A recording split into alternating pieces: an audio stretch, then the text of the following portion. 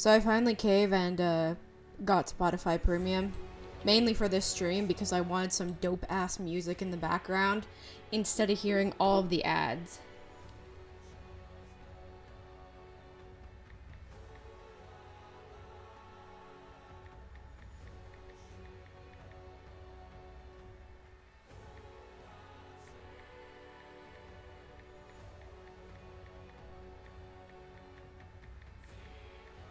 Hold on. I'm talking to a friend about like hi. I didn't know there was gonna be so many people coming and I'm here. Alright. I should have done this a little earlier. Let me make sure everything is good. I'm sorry if this might not be a lot of people's cup of tea, and I will say right now that this can get it might get a little, how would I put it? Because some of this is works I have written, as well as like I brought in Robert Service for more stuff because, you know, I'm gonna read partially my book, but I'm not gonna like read the whole thing. Honey, I'm sorry. Um, my mistake for asking about cool shit because I'm like, oh no, my brain. Anyway, so I thought doing a test try, as I've stated earlier and as I've stated before, I wanted to do more. I wanted to do a fuck ton more stuff, and I did. I made 2 books actually. And I'm working on more when I have brain powers. when I have brain powers, yeah. Um, yes. So I'm gonna be reading my first one, which is a poetry book of poems I've written, and I thought maybe to kind of let me just tell this one. Uh,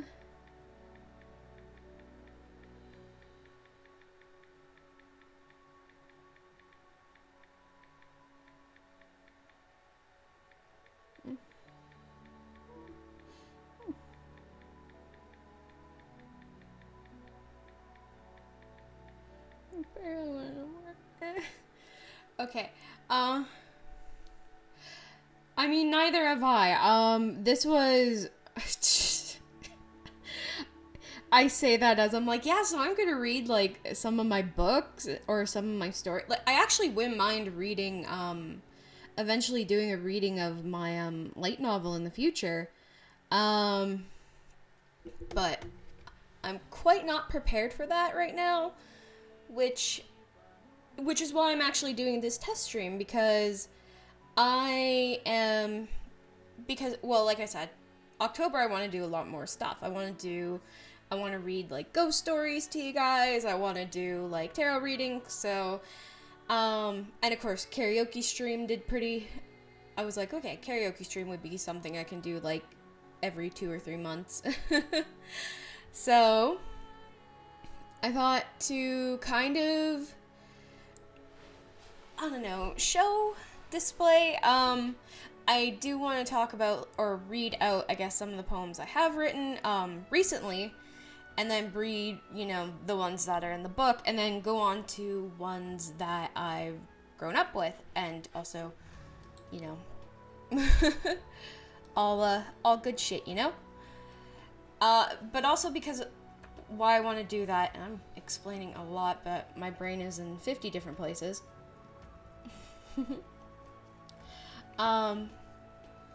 Is because a lot of so the ones that I will be reading from my own works do involve they do involve mental illness. They do, some of them can be pretty gory. I've actually skipped over the ones that I wrote when I was younger, because personally to me, I guess looking at them, I'm like, they're kind of cringe, but like they're still needed and they're still pretty good. I just feel like I'm cringe, but as long as I can admit I'm cringe, I am free after all. So yeah, and also I don't know how I am when it comes to reading and stuff like that, which is why I said this is a test stream.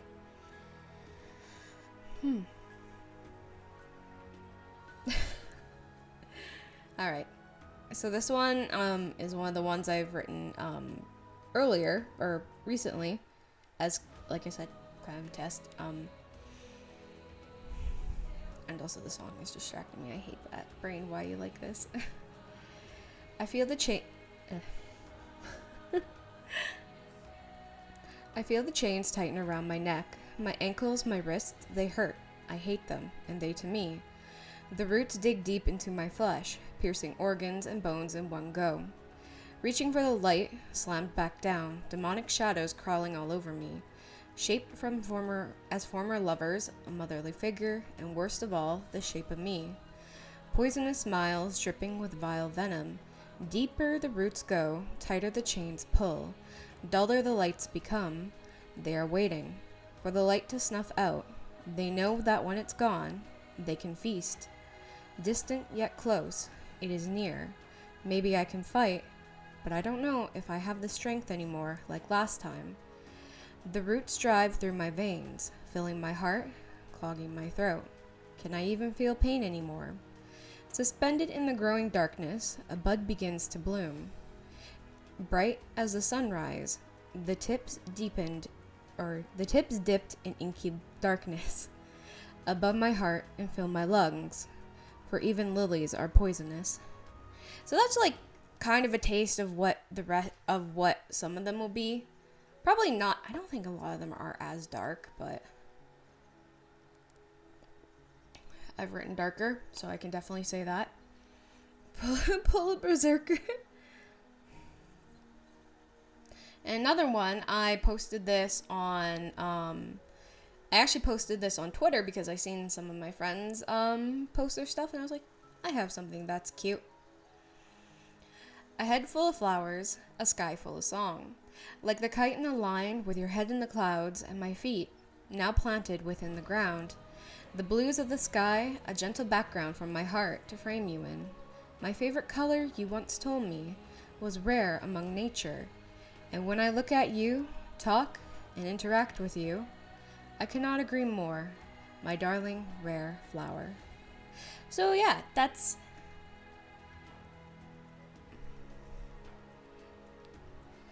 is gonna be a good chunk. And I thought can you tell I have like next to no confidence when it comes to stuff more personal with me? Video games are easy. I can go and talk about this shit. And then when it comes to me myself, it's like, alrighty. Cringe. And yes, I do actually have the physical one in front of me because I like it.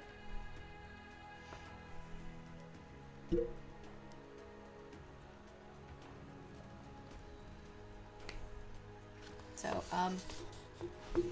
oh right, I forgot, hold on, let me just, there we go. Okay. How is everybody liking this so far, even though it's only been like a few minutes?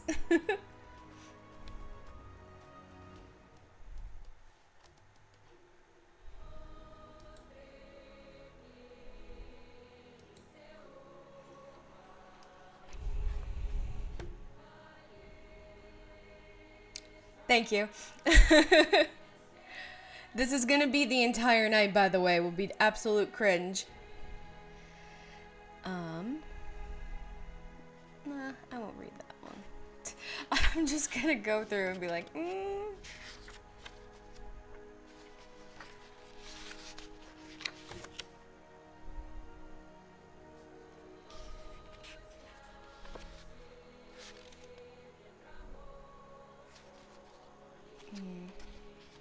I was like, wait, where is this? Okay. So this one's actually on the back of the book because I thought, you know what, that'd be a cool spot. Welcome to madness. Welcome to love.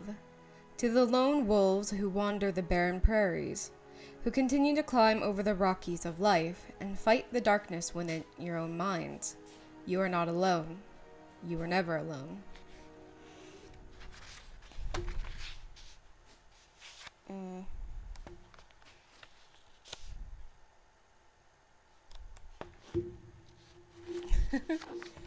Might be a short stream, who knows?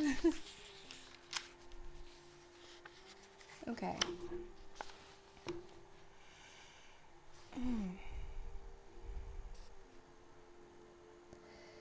And yet I felt myself falling between tangled lines among the broken stars, where life and death hanged in a never-ending balance, glistening off the fragments like snowflakes upon solid ground. I stood by the balcony like a princess in a long-forgotten castle, no knight in shining armor to free me from this jail. I pondered about the dragon who lay asleep beneath my sheets, her turquoise eyes glistening in the pale moonlight, pretending she doesn't see me. I hear her breath, feel the breath run down. This is also a thing of, can I read?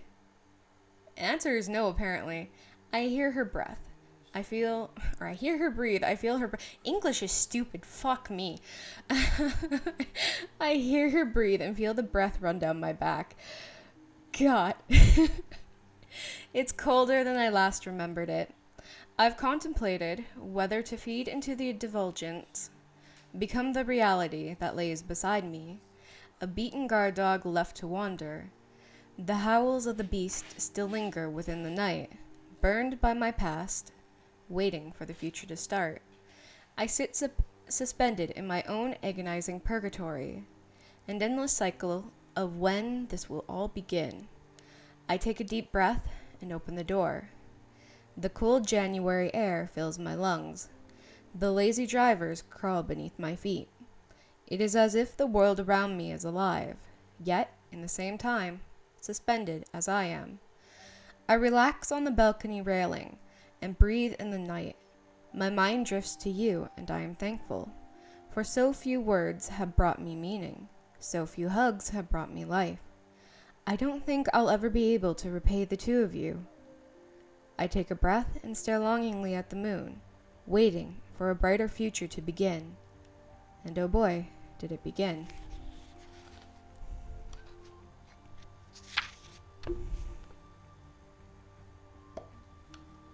I shall leave that open so I can get it all the time. Sorry if I do make commentary in between this as well. I'm very hypercritical of myself. But I guess being able to do this is nice and all. Hey Arthur, how's it going? It's gonna be a bit different of a stream today, but I think I've already told you about that. I've been telling about it for quite a while now. Oh god. I'm doing good. I will be pretty hypercritical, so, you know, if I stop and call myself stupid and stuff. Unfortunately, no. Just me reading poetry. Because like I said, beginning of the stream, I do want to do stuff like this for October, reading like ghost stories and stuff, so it's more of a test to see like how I will do, how, I don't know, like if you guys want to hear it or not, kind of like, you know, I guess content feedback, because content feedback, and I guess kind of a way to be able to, how would I put it? I guess get more confidence in it as well, because I wouldn't mind doing more stuff like this in the future. So, yeah, don't hesitate to let me know if this is garbage or not.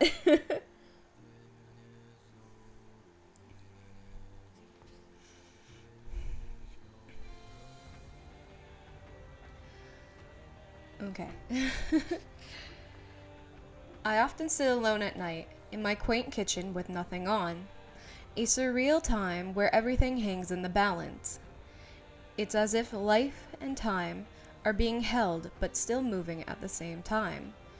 The peace, a deafening silence, draws my attention to the line on which everything stands. Dancing upon the line between the real and the surreal. Life and death, love and hate, empathy and sympathy twist and twirl in a moonlight sonata. And here I stand, the song, the choir, and the music for this dance, and yet I am the audience. able to observe the richness of life, and yet I am still able to cling onto my sanity. In a flowing white In a flowing white dress, I dance without a partner beneath the stars, my movements filled with sorrowed grace, a display of life's endeavors upon this fragile soul. The elegant white wolf, alone in the night, her call crisp and clear outside your bedroom door. You've heard her call, you felt her pain, and yet you continue to let her dance alone, while you sit there, dotting on every beck and call from your little pack. Unable to accept reality, unable to accept insanity. Her howls haunt you every night, but yet they lull you to sleep. The lone wolf does not want to harm you. She merely wants you to be safe. She is the silent watcher beyond the pack lines. She is stronger than anyone you have faced, and yet she means no harm. You pat her on the head, and she is grateful. You might have saved her life, even if it's for a night, and she was the dragon you chose to hide. Words. Oh yeah, Arthur, you missed it where I forgot that breathe and breath are, I believe, spelt the same way, and my brain had to process that in a sentence. A sentence I wrote, by the way. My own brain had to process it.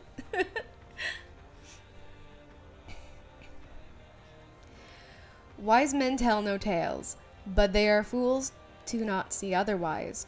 Often are the men that run with shallow reasoning. Yeah, right? Like, this is gonna be a whole thing of me who stumbles upon my own tongue like half the time, being like, yes, English. Often are the women who scour through every text and call. Do we cease to no longer trust the individuals we placed our hearts on? Our thoughts muddled by the fear they may be snakes, with tongues so sweet that we get high on. We run around these concrete walls, searching for a non-existent answer. What is love if you feel that you will be betrayed? What is love if you feel you will lose everything you held dear? Are we not but the smallest of stars in this never-ending cosmos? Or do we sit on high horses, thinking that even God could not stand before us? Worthy are the people who run with wolves. Worthy are the men who give their hearts without fear of the broken. Worthy of the women who trust blindly until the very end. We are called the weak, yet we are the reality in which you turn a blind eye to. We are the betrayed, yet we continue to live with all our hearts. We are the broken, we the misused. We who have had our hearts torn, and yet we still carry on. We are the wolves who walk alone, scaring the sheep who flock in misguided hordes. But we do not pretend. We are the messengers of reality, of the insanity you thought you hid long ago. Only those who remember join our pack. Only those who realize who they are walk among the stars.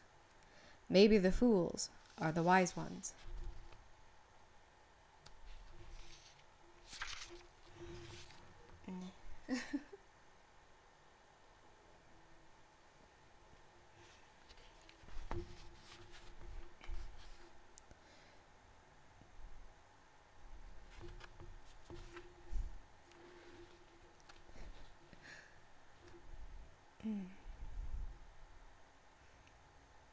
So this is another test because I lack confidence. How is everybody doing?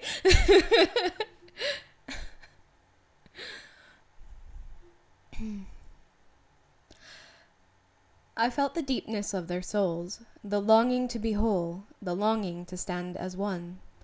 I could feel it ricochet. Thank you. I could feel it ricochet across the table, their alpha knowing what lay before him. I stood at the side, peering from afar, an outsider looking in. We all have our reasons to be an individual. We all have our reasons to be in the crowd. Those who become the individual become the stray. Those who become a group flock to the like-minded. But how does a stray lead a group? How did this one form his fact? His pack. Wow, words. Holy. Why am I so attracted to this? When the wise become the fool.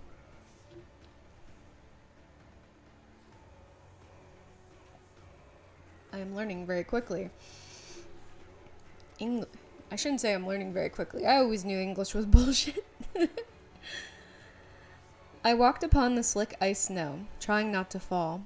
The winter breeze that danced around me was warm, hinting of the spring that was soon to follow. True. English. I hugged the coffee cup to my chest, the heat radiating into my skin, a longing for an embrace I wish I held dear. I watched them as they walked further and further ahead of me, black silhouettes looming just far enough out of my reach. But I did not care. The world around me held a hidden spark, longing for the night. I stared in awe as the dim world around shone in hues of red and orange. It felt like I could see the world around me change in an instant, while at the same time never moving at all. My heart, it danced and sang, words of hymns of long ago. It fluttered and tried to fly out of my chest in a blazing light. But my head told it otherwise. My brain told me of the darkness that lingered within it, a dark cloud that entrapped every ray of light. But I carried on. A snake in the form of a woman, a knife in the shape of a man, and yet I carry on. The city around me sparkles in brilliant colors. I walk alone, and yet I walk with the many. Here is where you are, always on my mind. Some things will never be forgotten.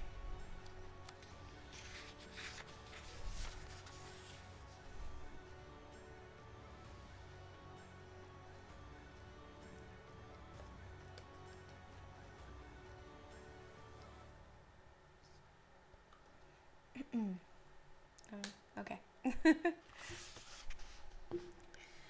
The new snow, smoothed, untouched by man nor animal, a peaceful harmony within the busy city. The delicate crystals twinkled and danced upon the late noon rays, a rainbow of wonder, a rainbow of possibilities. As people walk by, hand in hand, heart to heart, I sit with a warm cup of coffee, staring blissfully onto the scene before me. An artist's dream, a poet's wish. The hum of the people around me is drowned out as I slip into a happy daydream. Who would have thought that a month that put pressure on the masses could create a scene worthy of the ages, where the true beauty of the season lies not in the warmth of spring or the radiant heat of summer, but in the crisp and colorful change of fall, and in the middle of a bitter winter, where the frost clings to trees, decorating them in crystals that only nature could make.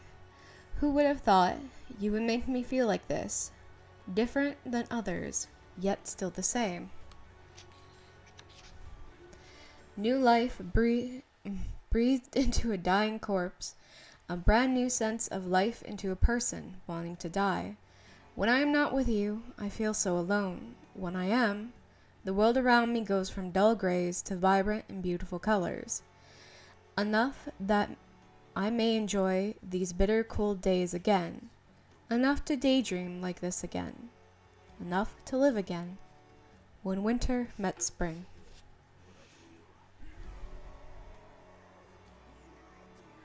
I feel like I should probably say some background shit about me, because these poems might just seem fucking weird.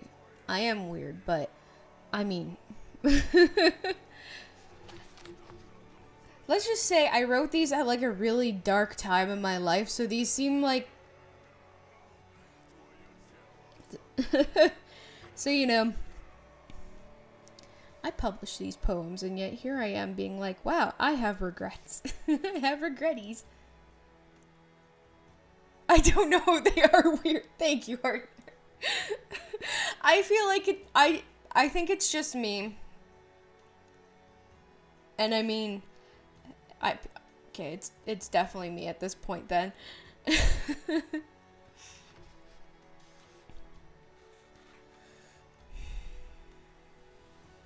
No regrets. No regrets. Yes, no regrets. A beautiful day, just like that day, when you changed my world. It was as if my prayers were answered. You brought up your courage, took one chance. Honestly, that's okay. As a kid, I was like, in school, I was introduced to creative writing, and writing kind of became like basically it was like, both my escape and therapy. I love the shit out of writing. I fucking love writing stories, synopsis, or not synopsis. I have like Google Docs upon Google Docs of like stories or short stories I would love to read, or not love to read, love to write. Um, and and even fewer of them have I actually, completed, and like two of them I've only published. So, literature is weirdly my thing, but it's like also not. But also, I fucking love the shit out of it. I know that feeling. Actually, what's funny is one of the books I'm gonna be reading later, when I'm done this. Two of the poems, are the only were really heavily forced on, like Canadians, like when we were in high school. But I have a different take on them, and I'll explain it when I get to it, because that book holds a special place in my heart. I'll definitely say that. As I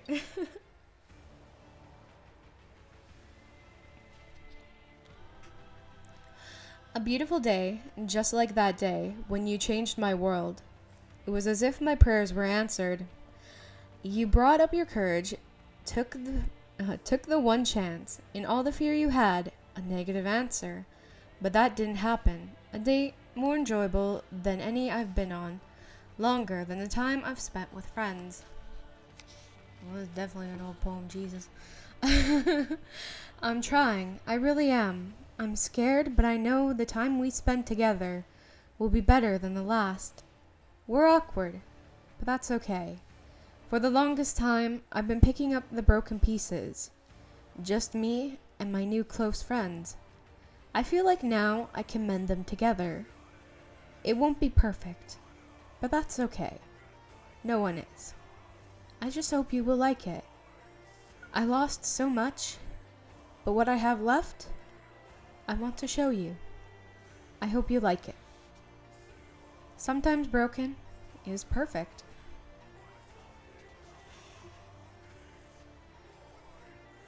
I'm not gonna lie, so the music is a lot louder in my ear than it is on stream, and God, is it a fucking banger.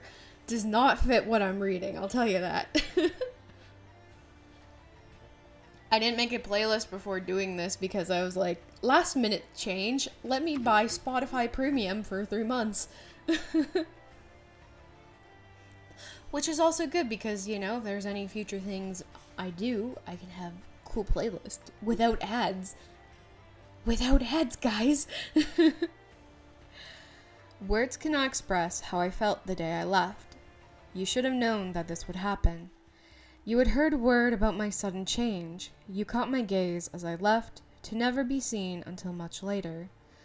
You knew I would lie, to protect myself, my sanity, and my dignity. Yeah, but I don't watch YouTube often on my computer. It's always on my PlayStation. So, Also, I'm dumb because I have two,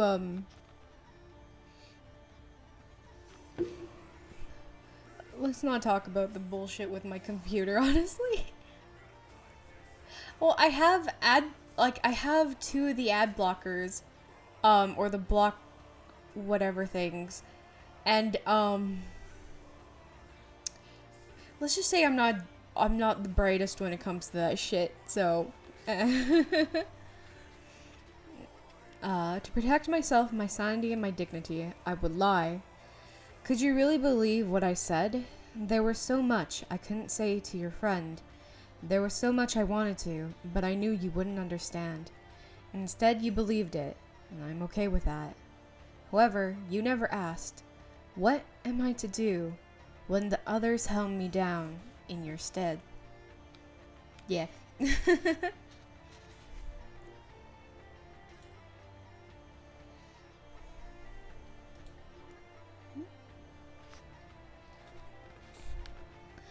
Do I lie there and let them beat me? Do I answer truthfully and ruin everything once again? Sometimes we need to lie, not only to protect ourselves, but for those we love. Maybe one day you will hear the truth, straight from the wolf's mouth. One day I will appear before you, but not as whom you remember me as. A wilder version of my former self, the witch of the West condemned by those she trusted. The moon looks down upon us. Same light casts shadows where the other hides, waiting, watching. One of us has to make the first move, and I know you are too weak to crawl out of the comfort of your own shadow. Maybe it's better that way.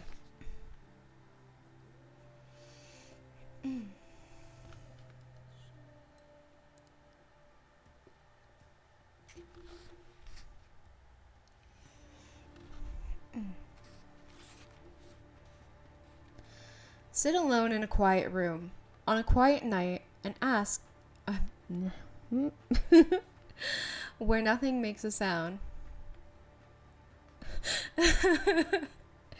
Yeah, like I said, a lot of these poems I did make at a very rough time, and I don't, because there's going to be a few that gets like really horrific, and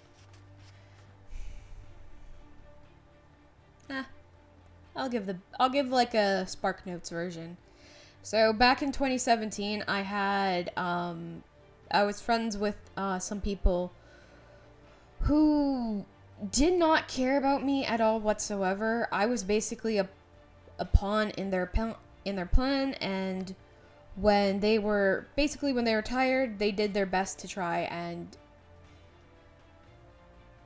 wreck my whole life. And when I mean it was bad, I mean like it was awful. Won't say how that ends. There might be a poem that mentions it. There is one in the other book I am working on that does talk about it, but it was a bad time. It was fucking awful, I'll say that. So when there's a lot of talk about, like, wolves, so this whole book, like, why it's called, like, Lyrics of a Lone Wolf is because for the longest time, I saw myself as something like that. Also, wolves are my favorite, animal. So a lot of these poems are basically about, like, that incident because, I'll be honest, it was rough, low-key, a little traumatic. So... yeah, I guess as a quick backstory. The first two poems, actually, before I started reading these ones, one of them is, obviously, one of them was a love poem, and the other one was basically about struggling with my own mental illness. And that is, when I do write about poems, that is tend to be what I write about, because that's an easier way for me to figure out, or just to put, thoughts on paper. And then I publish them and read them out to people on the internet.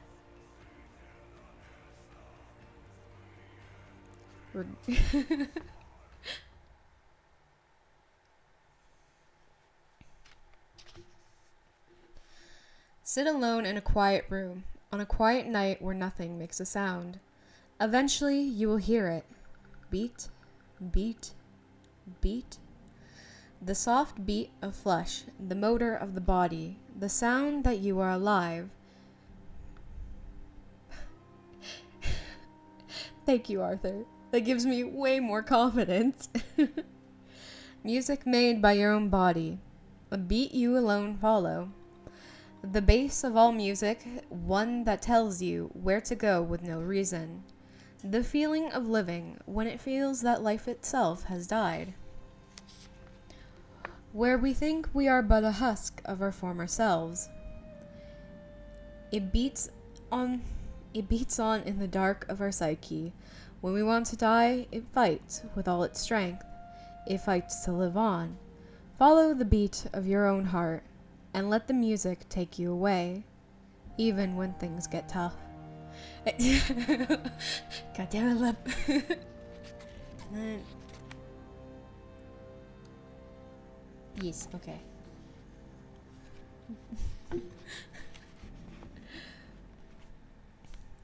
Give me a little more confidence. The beep boops of the bots listening to me is helping. Probably take that out. No? You don't want to come out? Okay, there we go. Yes, I have little tabs on like where I want to read and where I'm not gonna, or where I'm gonna stop, because, and they're color coded.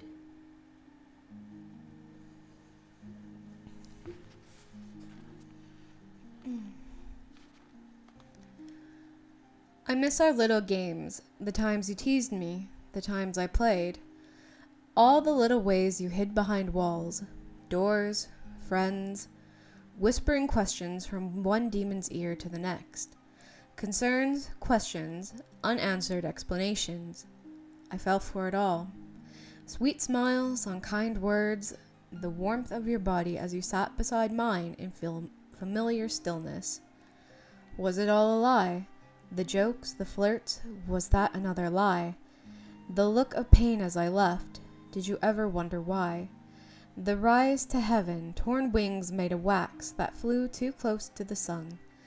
A fall that shattered bedrock and drove me to the pits of purgatory. You watched it all. Whispers echoed in dark halls, snapping of cards on wooden tables, an escape from reality that no one else had. What was once light shattered into darkness. What was once darkness burst into light. Why do I miss it? Why do I want to go back? The same feeling, one I was told not to have, in safety that you were the wolf in sheep's clothing. To walk as the lamb in the lion's den, will I be safe? Or will you swallow me whole, crushing my bones, only dust inside my veins? The same lovely feeling, as my being is torn in two. Was it a mistake to leave, or was I just a fool this entire time? Your memory eats me alive, the spies among our friends whisper words of my return in short time. Are you excited? Have you been starving, lion? How much information does it take to satisfy your hunger?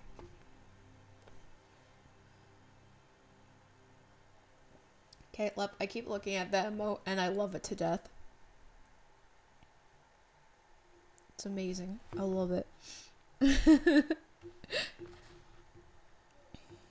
I love getting ideas for emotes for one day. One day. 11:11.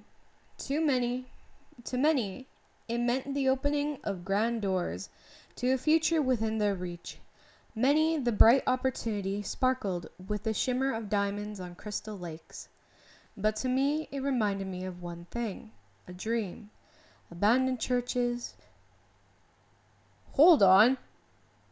The fuck is this about?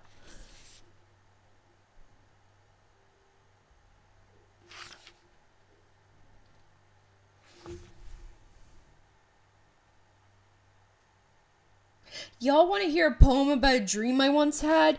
It's real fucked up.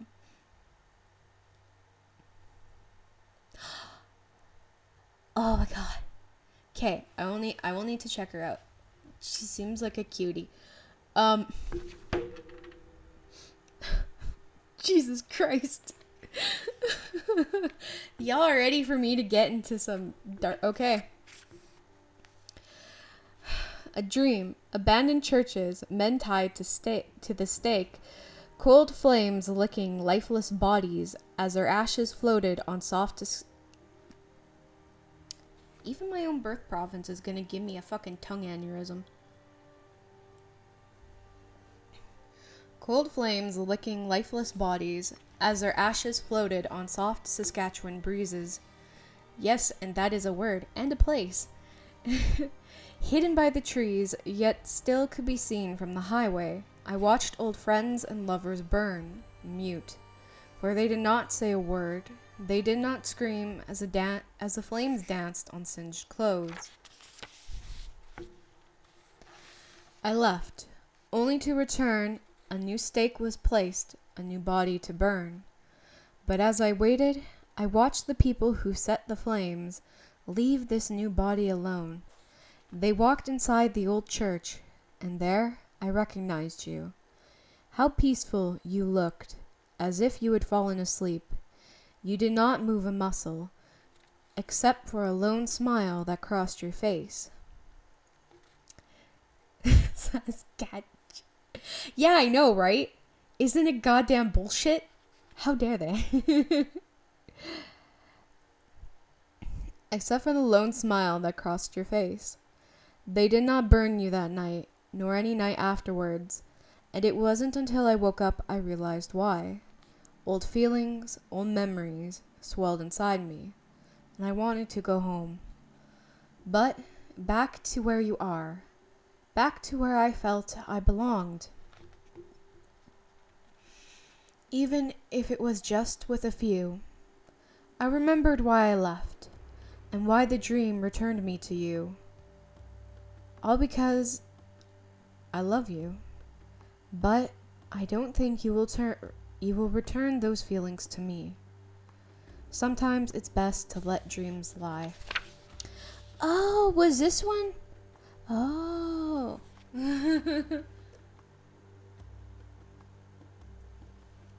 I like going through these because they also remind me of, oh yeah, I hated this town I lived in for like 5 months.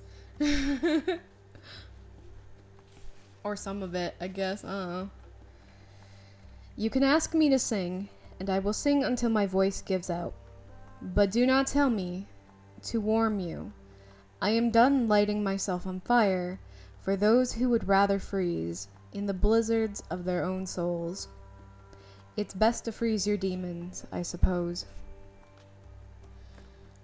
They want nothing more than to strip themselves of their clothes, to run deep into the forest where no man can find them, than to face the sands of time, to follow the flow of life's river.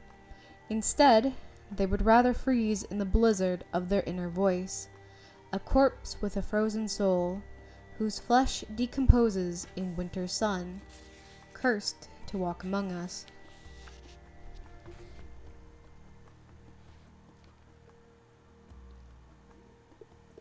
That was 2 poems there, by the way. They were just really short.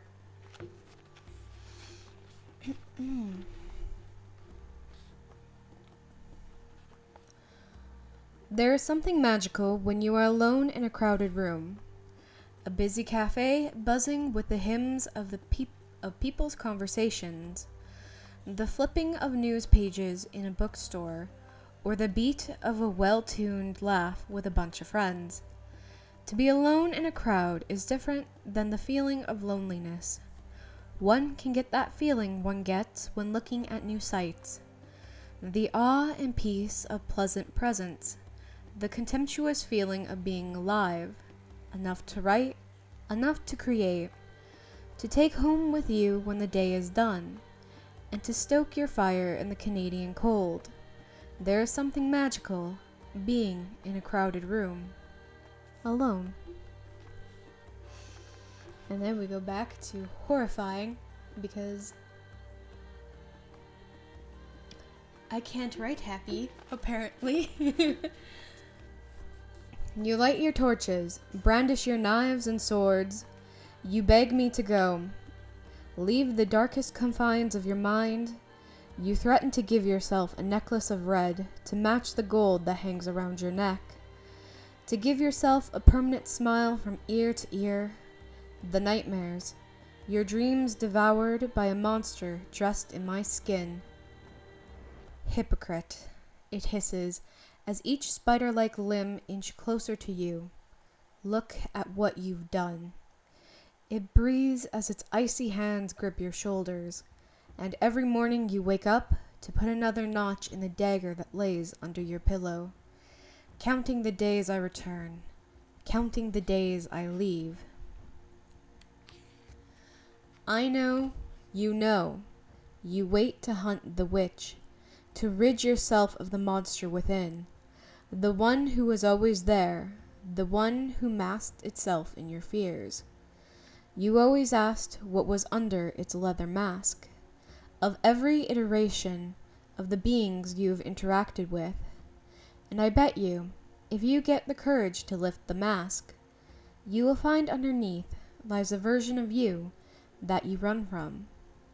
The rebel, the outspoken, the outsider, the loner, chained up inside the ancient beast that grew alongside you as you fed it your delusions and fear. And he in chains will smile at you, and he will tell you what you don't want to hear. I am the Eldritch One. I have been with you for 1,000 years, and I will be with you 1,000 more.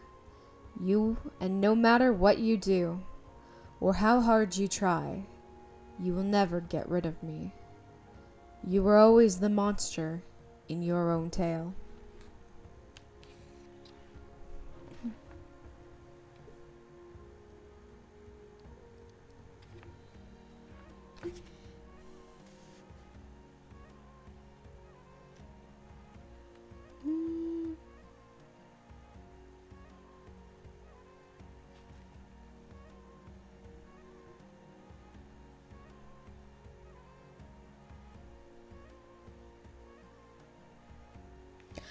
Um,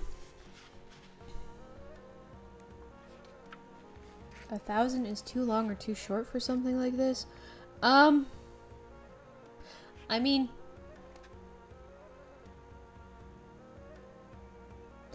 I'm not really sure about.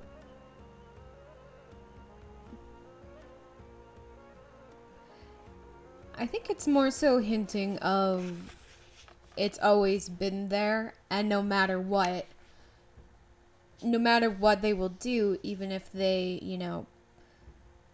get okay, even if they get reincarnated in another world, or even if they just get reincarnated in general, they'll always be there.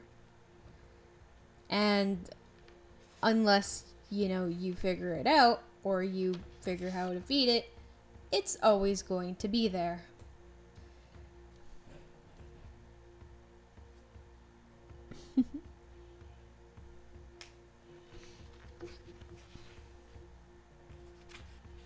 I'm just kind of looking. I could just go to all the.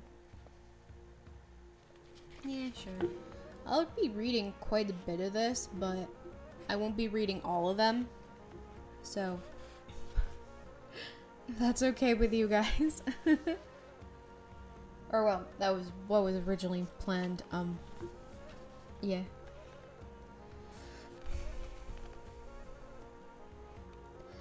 I think I know now what it's like to be a ghost.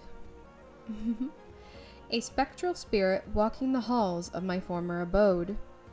The layout has not changed, but everything about it has. The people are different.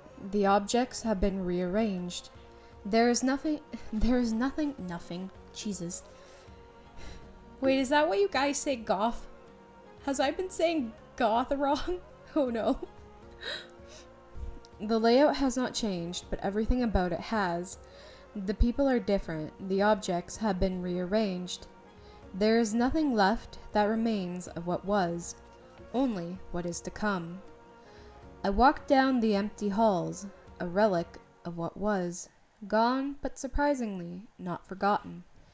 A living specter in a home in a home no longer. Was a right to leave my precious home.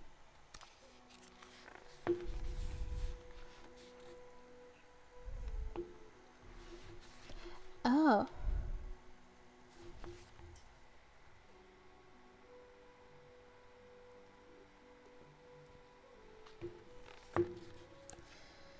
What is it like to be normal.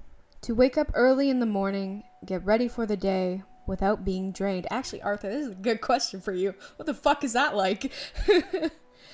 Our first job, supposed to be sweatshops for the idiotic educated?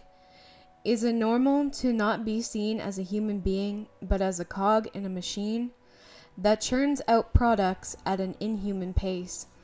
What is it like to love what you do, despite the atmosphere around you burns in utter chaos? Is normal, I guess. Oh, okay. Am I normal to love the world I created within my own mind? The worlds I create with each keystroke. Am I normal to find what is normal? Thankfully, I don't do rhyming poems because, Jesus, if these were fucking rhyming, I'd be like, I rhyme normal with normal. God, that's cringe. To find what is normal, feeling like a cage, a human zoo, for those who, with too much wealth. Is it normal to feel this way? What does normal really mean? Wow. You know, sometimes things stop me and be like, yeah, you really have an issue with shit like this. God, I love being critical with myself. That's true. It's weird to say it's something I've actually had to learn. I mean, I'm reading my poems. I might as well divulge some of this, but I grew up with the notion, or like kind of the expectation to be the perfect child. Like, I was the first child. I was the one who was bringing, like, you know, my mother's hopes and dreams together of having the perfect family. So, of course, you know, perfect had to be, you know, a certain size, a certain athleticism, a certain degree of smartness, but I also had to be like them.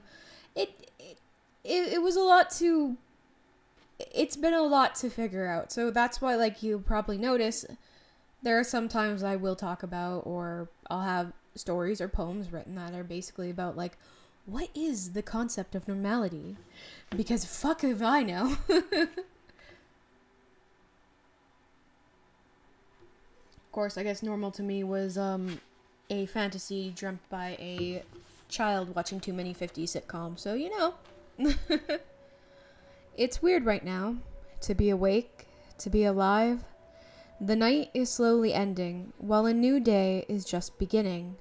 My eyes are heavy, but I am wide awake at the same time. I hear the birds chirping, and people waking up to start their morning. Words. I should sleep, but I should fight to stay awake. I have all the time in the world, and yet I feel as though I have no time at all. Moving has always been like that, no matter what it's been for. I have to carry on now, despite this hiccup in my life that made me realize how much I miss home, and how I never should have left. Despite the hardships I faced, I wasn't alone, trapped in torment, reminding me of what I did not want to live through again. My mind is all twisted, jumping and twirling, trying to process what I should do. Where should I go when I come back home? What path should I take that will lead me to a better tomorrow? But for now, I sit alone in my quiet basement suite, listening to the lightest of sounds my body makes, while the sun rises and the moon sets. Ending another day, ending a previous life. Wow. It's 4 a.m. now. Am I making the right choice? Was this a risk I was meant to take? And yes, there were times I stayed up till 4 a.m. Judge me all you want.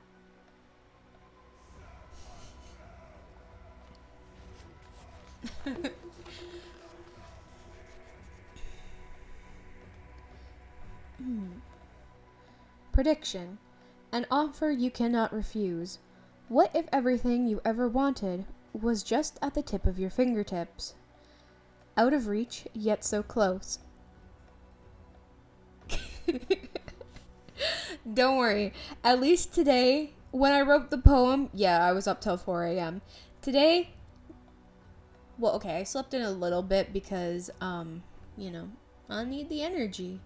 But still got my 8 hours. I'm doing good. And don't worry, I just like doing the little pokes because you're always like, hey, you gotta do this for your own good. And I'm just here like, no.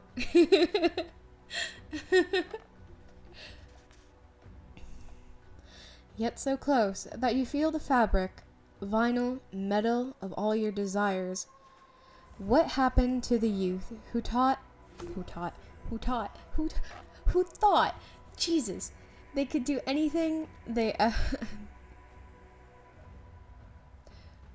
they could do anything they ever wanted. Okay, there's a spelling mistake I didn't realize till now. This book has been out for a while. God damn it. Without the world holding them back. Maybe it's time to step out of the shadows. Fight for the things society told you was useless. Fight for art. Okay, I'm going to start this poem over because this one's I actually like this one. Or it's one of the ones I like. Prediction. An offer you could not refuse. What if everything you ever wanted was just at the tip of your fingers? Out of reach, yet so close, that you feel the fabric, vinyl, metal, of all your desires. What happened to the youth who thought they could do anything they ever wanted, without the world holding them back? Maybe it's time to step out of the shadows, fight for the things society told you was useless. Fight for art, fight for music, fight for poetry and stories. And while you're at it, fight for humanity, for equality, for the right for every person. Fight, so that all your desires can be reached, so that everyone around you can get theirs as well. Take up the torch and run out of the darkness, leading the people, the poets, the artists, the musicians, the people who society deems them less than human. The clan of the lone wolf no longer stands alone. We are the many who have seen as the few. We are the men, women, people, the silent pillar society wants to forget. But when the temple falls, what will be left? Like the great empires before, all that holds dear will crumble to dust. It will be the works of writers, artists, and musicians that will be left to uncover. The fight for a better tomorrow starts today. Are you ready? It's time. Sheet. Forgot that one was actually pretty good. Yes, I do actually have a few poems that I write that I'm like, wow, did I write that? That's too comprehensive or interesting. It was interesting to me, okay?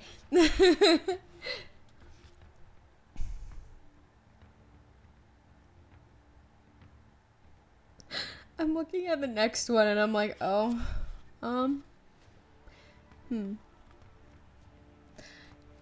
okay. No, it's not bad. It's not cringe. I say as I'm reading. I gotta stop. Like I said, whenever it comes to me, it's like, hey, hyper-criticize. You know what? I think that's the fun of it, because I can be entertaining with it while also being like, yeah, here are my...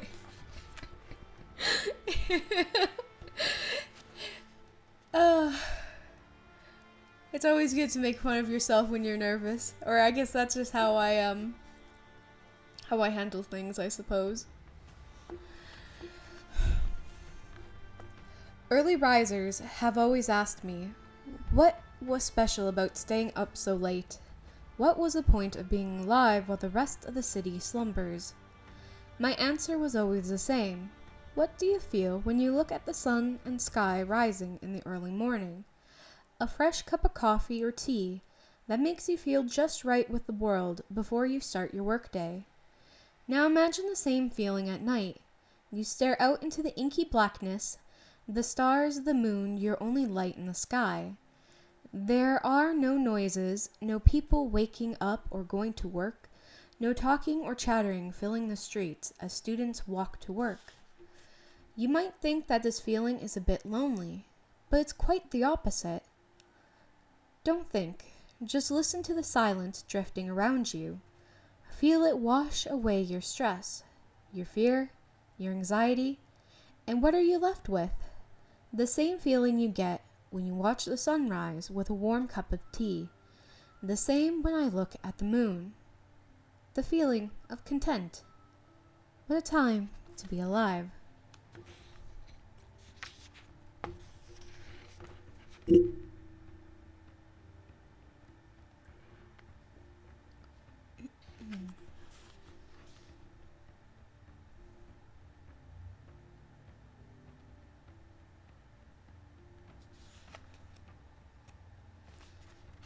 Sometimes I get whiplash by reading the first sentences, and I'm like, wow, oh, right, I have to remember what these are. There are times when it feels like there is nowhere to go, no home to go back to, no people who love you. There are times when life likes to kick you where it hurts and leave you in the dust. So what do? You get up and dust off the hate that others tossed at you. Wipe off the sweat you built as you ran toward a brighter future. Brush off the ashes of those who tried you, and burn the witches at the stake. Walk your own path, and you will be surprised to find that it connects to many others. A rainbow of people who share similarities to you, and they will guide you through all the tough times and guide you towards the future that was destined to be yours. Don't give up. Never give up.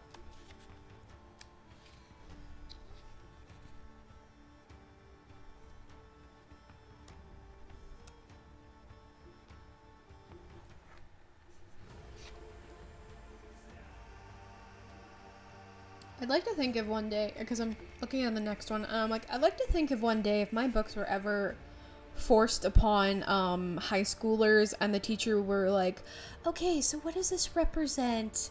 Or what does this poem represent to the author? And what they're trying to say.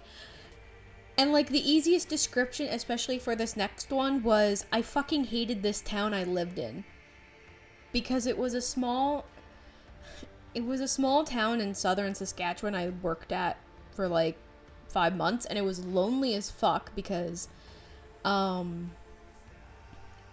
I mean, it's a small town. If you're an outsider, everybody's going to be cautious. Also super conservative.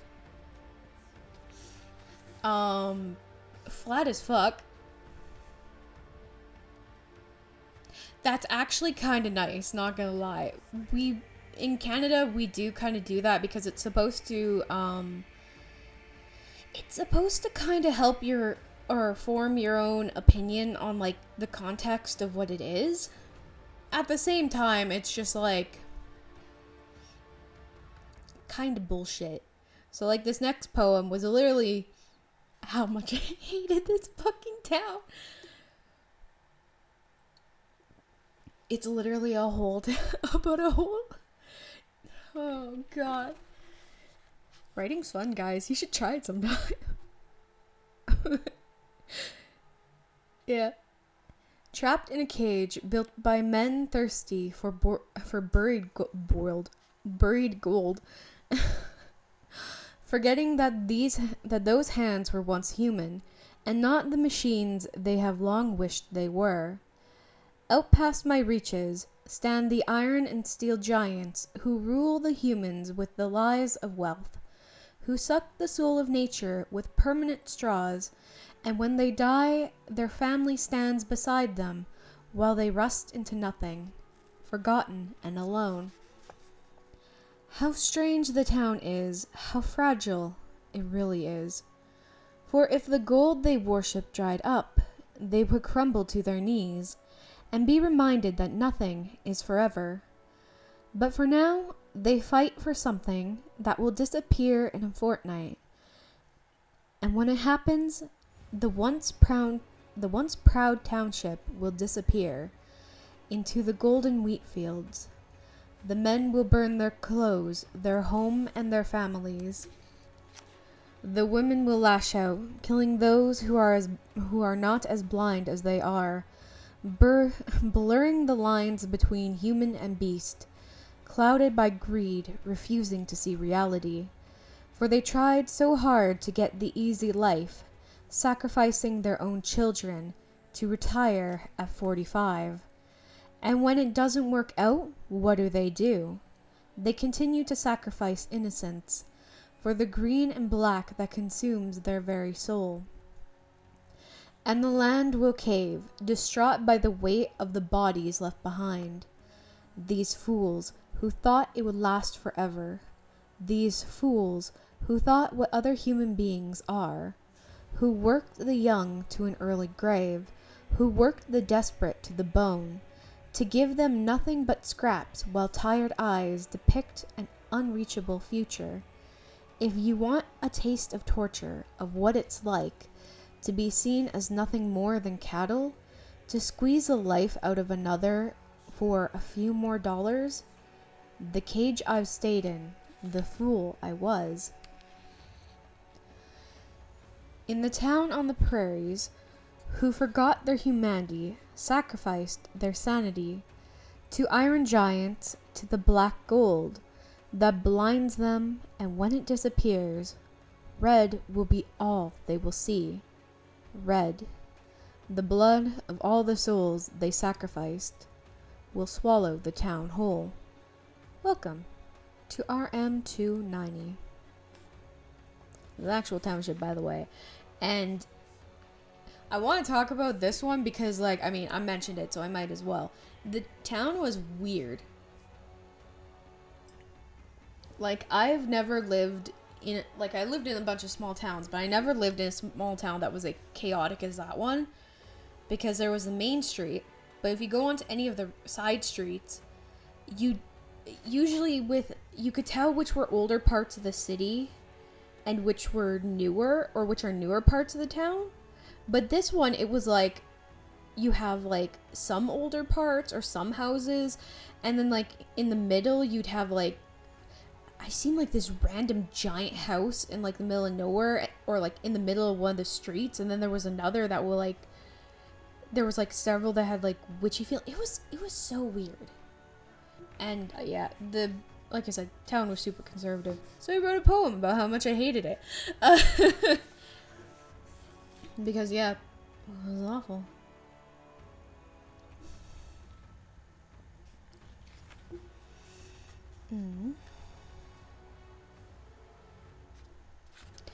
Yeah, it was also a bad time because it was what I learned what burnout was, which is I'm sorry. I said that these were going to be very, very upsetting. But yeah, yeah. I told a friend once that I usually, when I write poems, it's usually based around a strong emotion, or, maybe something that happened. And yeah, I got burnout from that place because, you're isolated, more isolated than the pandemic, honestly. Or at least in my opinion. What else? Oh, yeah, just toxic work environment and everything that just, yeah, fucked me over. God, I hope that didn't break the thing again. Have you ever felt that you would never fit in to regulate confines of society? To the regulated confines of society. I can read. Let me drink water.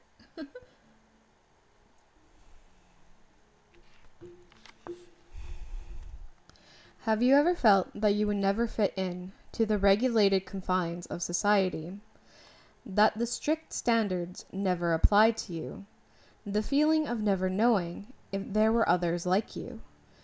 A constant battle to fight to be unique, or the fight to conform? Given the world we live in, the changes we go through, if one does not conform, they become the unwanted outcast. a lone wolf in a sea of mindless dreams.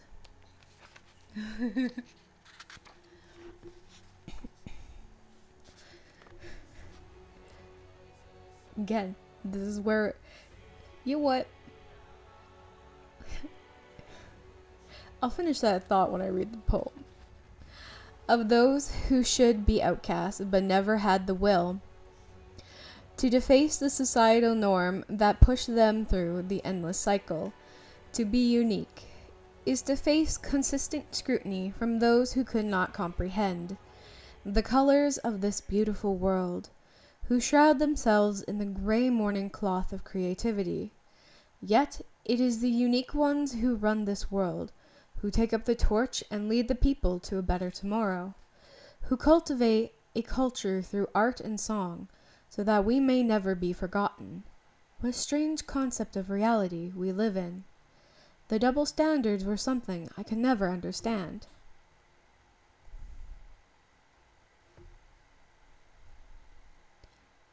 With this poem, good. Yeah, it's one of those things where, you know, like, yeah, I know, a lot of these, I know when it comes to the more, how would I put it? I guess the ones where I talk more about, like, the world and stuff, they are based around, like, my own worldviews. And I guess to state, like, I grew up in small towns. Like, I know...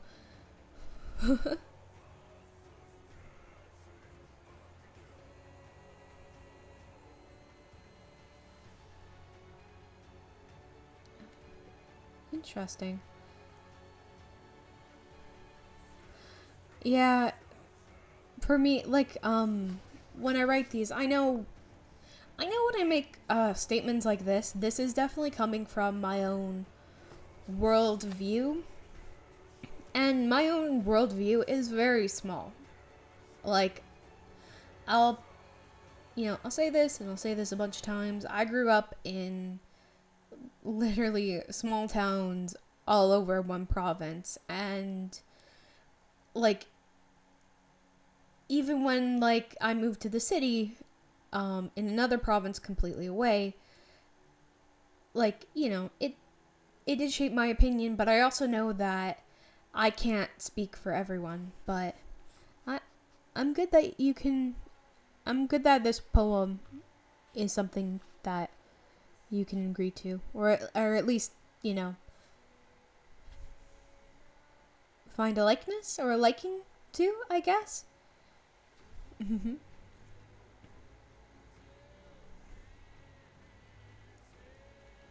Is it really the size of Texas?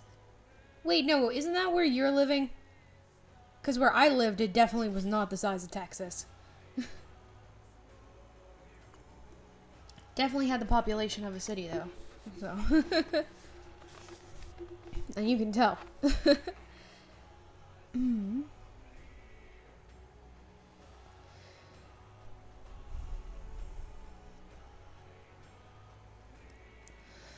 People often find it weird that I sometimes enjoy isolation. It took a while for me to find peace in the four walls that surrounded me. It kept me safe from the outside world. I used to run far away and try not to return. But things changed, and it felt safer to be at home.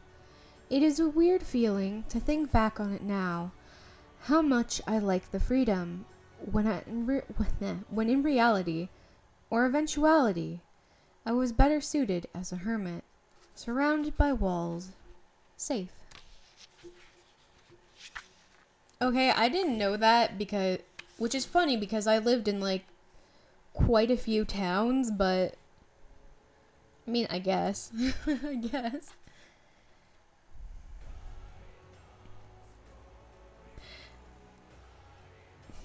Yeah, that's true.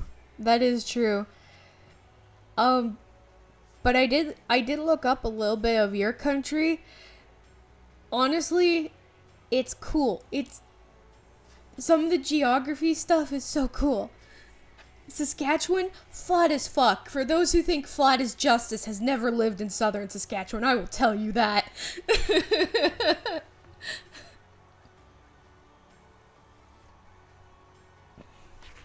The Rockies are nice, though. Tezes. Oh, okay, so slightly, a little smaller.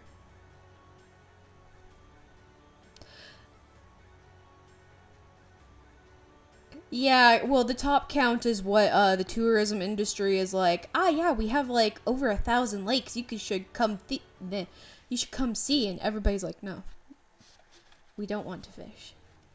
Everyone wants to leave. Honestly,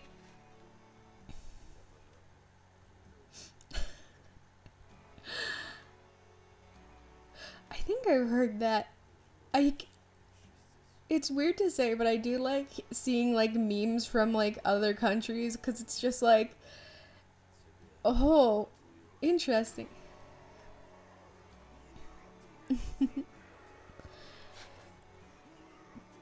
But I will say, I also don't blame you guys.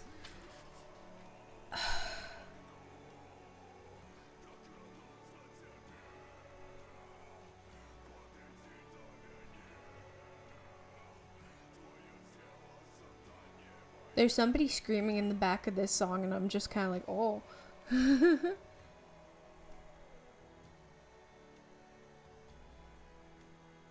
Yeah. Honestly, I find that so cool. Like, the fact that, like Latin Americans, people from, like, Southeast Asia can know, like, multiple languages. It's like, holy shit. You guys are super smart. It's upsetting, though, that English has to be, like, the thing forced, like, be like, oh, yeah, it's mandatory to know. Like, please. It's bullshit. It's bullshit. Why? I wish I knew a second language, but of course. I could do it as I please. Okay, now I feel like I have to restart the poem. Yeah, surrounded by walls. You want whatever. I could do as I pleased and not bother anyone, and they wouldn't bother me. I don't remember when the cage door shut. Was it by my hand or by another? All I know is that there are special conditions for my cage. In a busy city, people can live with me. I don't mind. If it is away in a small town, that's where the isolation seeps in, where I crave freedom more than the reason I'm stuck here. The bouts of insanity, the questioning of my own reality. Deeper insecurities come to the surface like algae on a stagnant pond. Remembering why I left, remembering why I closed the door. It is a pain to be a hermit, it is a pain to just be me. Is there a reason to continue, or am I just hiding from my eldritch nightmare that became my life, engulfing every fiber of my being as it drains the life out of me? Sometimes depression forces me to be that way. Anyway, let me read. I know. And that is the bullshit of it. Yeah, the funny thing is though, Lep, the French you're learning, is the garbage French. I'm sorry. But, like, I've seen so many things where, the moment a French Canadian speaks French in, actual France, they get politely told to shut the fuck up. And I know. And honestly, I'll say this because apparently it's a controversy, but as somebody who has family who is, like, I believe on my mom's side, I'm third gen, like, immigrant. Who gives a fuck of the people who are being like, you shouldn't do this? Come, get your money, help your family, do what you need to do. Just, I guess, learn what is okay for you guys, like, it's okay to take breaks. It's okay to take those days off. And please understand, I don't want you guys to be, because there's like a lot of people who are like, oh yes, cheap labor, and I'm like, no, give them the money. Take it home for your families. I don't care. It's a weird language because they didn't take anything from the revolution like France did. Yeah, well, and not only that, isn't a part... No, that's Newfoundland. Newfoundland has, like, the weird mix of... Yeah, but didn't it also take... No, I think I'm still thinking of Newfoundland, because I know Newfoundland is, like, that mix of... Newfoundland and Creole Cajun people have the mix of... it's a mix of English, French... I guess Acadia had its own language at one point, and now it's become a clusterfuck of words that is the Newfie accent. And of course, whatever they got from Ottawa. But isn't it also, isn't like, part of Quebec French, a lot of slang too from when France, I know.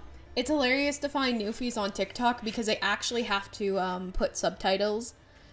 They have to put subtitles for what they're saying, and I'm like, damn.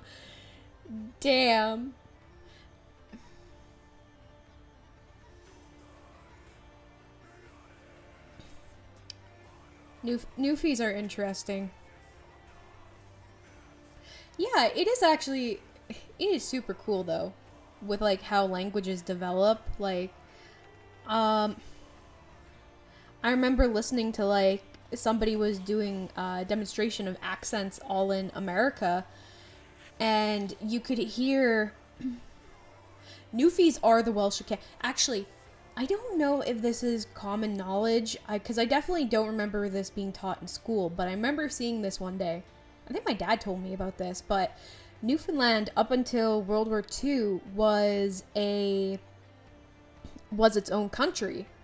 So I can kind of see why they would probably have their own accent and everything, because I guess in a way they were kind of the Acadians that never left, and you know, their language developed, and they were, like I said, they were a country. They actually have regiments and people who fought in World War II, and it's really... Newfoundland is interesting. That, and they had, like, the equivalent of an atomic bomb blow up in the harbor of Halifax. Well, not an atomic bomb, but definitely a big one. But that's a different story. I'm so glad I put this in the just chatting, so I can be like, read book, get distracted, history, nerd.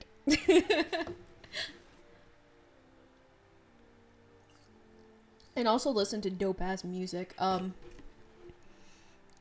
If it's very loud to hear, the person is, or the group actually, they're a pagan orchestra called Dziva, Dzivia, from Belgium. So, yeah. Yeah, the munitions ship. And basically almost totaled the entire town, or the entire city of Halifax. It's fucking wild. I say wild and people died. I should not be saying that was wild. But it was a bunch of, like, stupid things, but...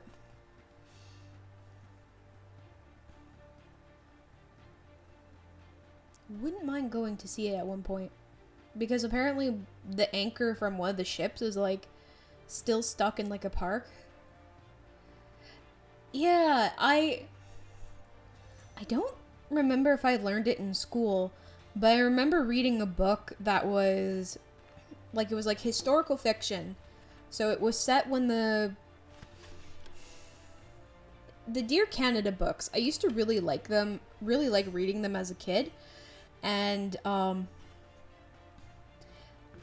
because I think two of my favorites are the one of the, So one of them is the explosion, the story based around the explosion of Halifax, which I was reading that as a middle schooler, I was like, oh, this, oh shit. Like, it was gruesome as fuck. And I think the second one I liked is based on the, I'm gonna give it a better name than what it's usually called, but basically, it is the, actually, no. I think I have a good way of putting it. Based around the fight or no,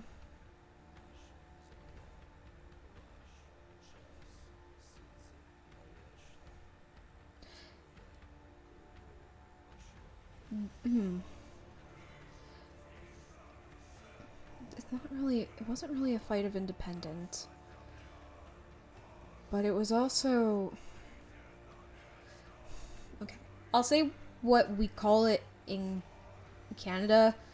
It has different names. Like, one of the names I learned was the Northwest Rebellion, the Northwest Revolution.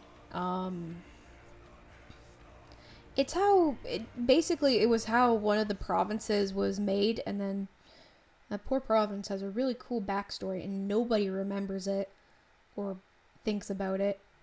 But it was based around that, and yeah. I should probably talk a little bit more of that, I guess, because Manitoba, yeah, Louis Riel and that shit, or yeah, it was the Louis Riel Battle of Batoche.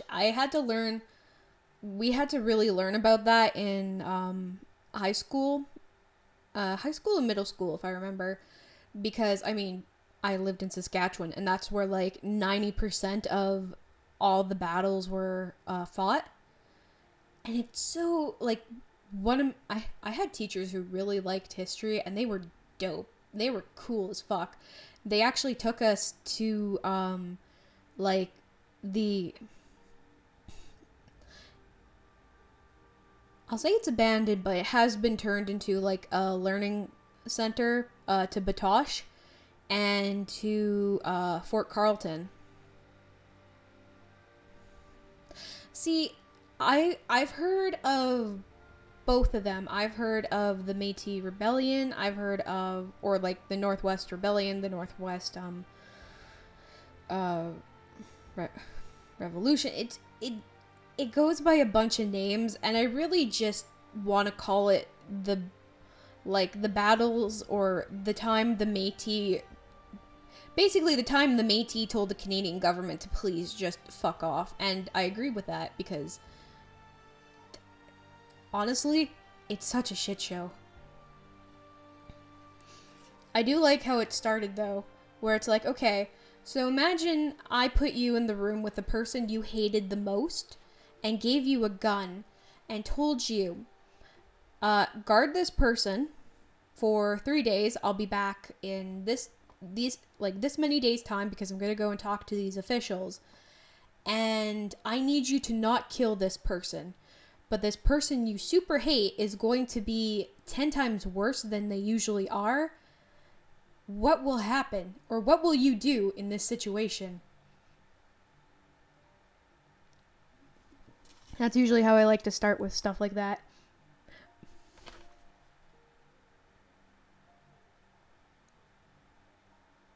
I'm not gonna lie. This is being super fun right now. Just a part of me doesn't even want to finish reading. A part of me is like, let me talk about history. Let me talk about this cool shit.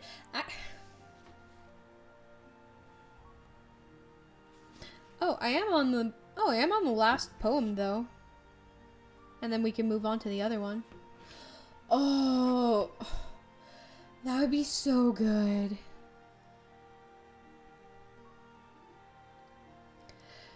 See, so, technically that is what you would try to do, or you would.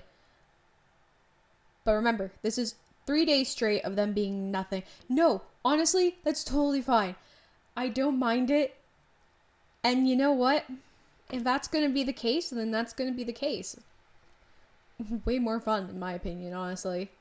I mean, the poetry has also been fun too, so why not both? I mean, the next book I am reading is basically, it's Robert Service's Best of the Yukon, which is all about the Klondike Gold Rush. So, the funny thing is, Arthur, is that they did try to.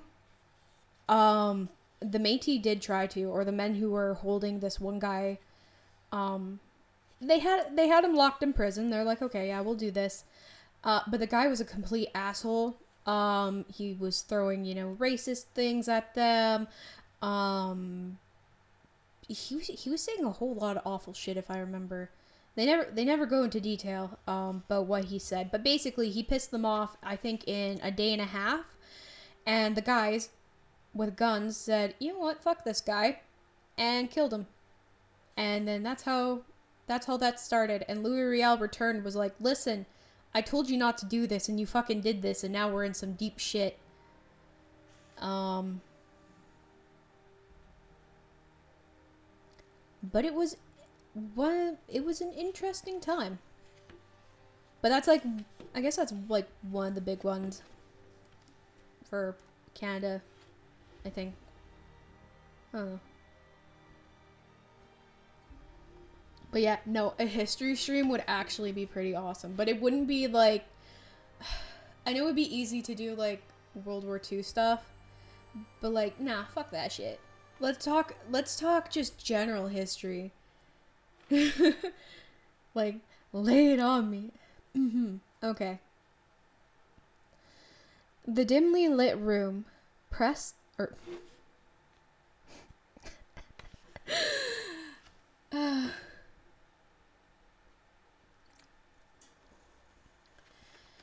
the dimly lit room, dressed in peaceful lavender, in a room lost in time, the bar well built and well stocked for the audience to attend.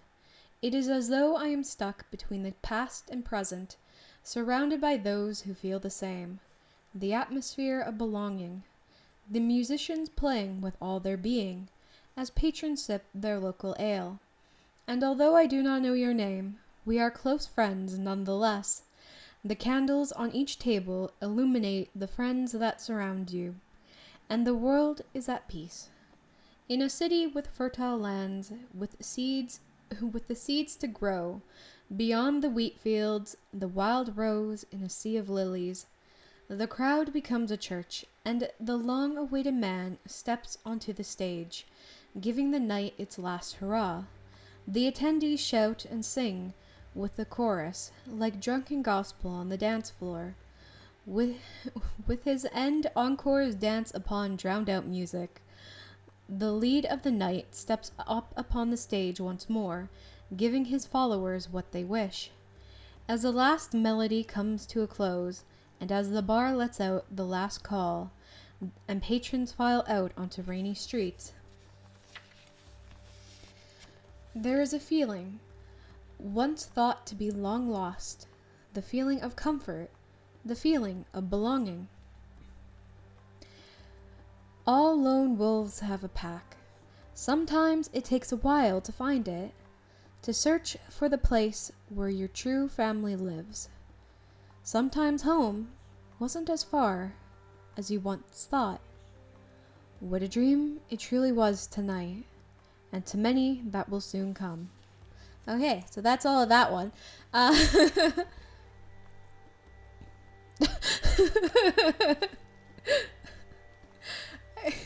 Wait, the fuck does that mean?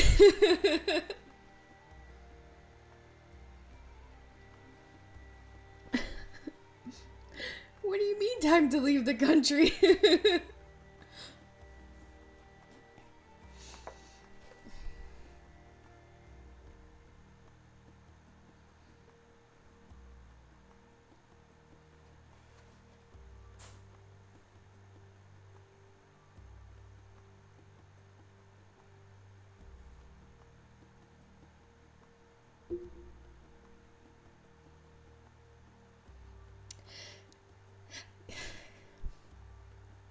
You want to know the funny thing about that? Is I think that happened. I think that did actually happen. Like, they exiled Louis Riel to the States for a while. I think it was like 5 years. And then I don't know what they did to the other guys, but yeah, they basically, I believe they fled the country after that. And then they came back, and then, you know, stuff was happening.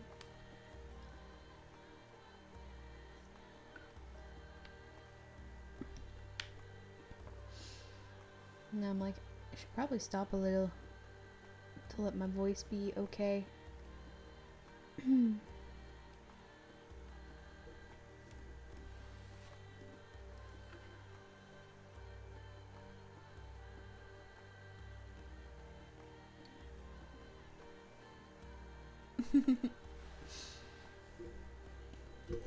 Okay. Huh. It is a test stream, so I can read the ones that both Canadian high schoolers get forced to read, but also I really enjoy because this next one, because I was like, okay, I need things to read. Do want to read my own book, but also I should probably read something that, you know, I don't know, good shit. So let me look for them first.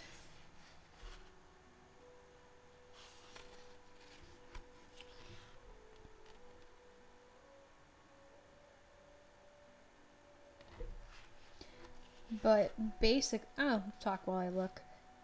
Okay, we have 1 on 57, and then, okay. Hopefully I'll remember, but I doubt it. But basically, my family used to go out, camping at like small spots around the province, and every time we'd have a campfire, my dad would recite, he could recite these poems. He didn't crack this open and read them. He would recite them to the best of his ability, and were pretty good. So when in high school I had to read one of the poems, I was like, oh my god, feeling of nostalgia, holy shit. So maybe I'll read those two for tonight, because I did get fairly distracted, and I don't know. I mean, if you guys want any more, or we could just chat for the remainder of the night, I don't know. Let's see. So the first one is Robert Service's poem. Now, Robert Service is a famous poet in Canada who wrote about the Klondike Gold Rush, or the Yukon. Was it Yeah, Klondike. I'm like, Klondike was in the Yukon, right? I have to remind myself. So he would write based on, like, more poems. Sure. He would write based on people he's seen, the bar, everything. Oh, Yukon. So Canada has we don't just have provinces, we also have territories. And Yukon, the Northwest Territory, and Nunavut are the northern, well, I'll label them as provinces for now, but we call them territories. They're sparsely inhabited, they're very cold a good chunk of the time, and they're really interesting because they're kind of, there's a lot of stuff about them. So Yukon in Canada is famous for the gold rush. So literally, I think the only reason anybody remembers the Yukon is because of the gold rush.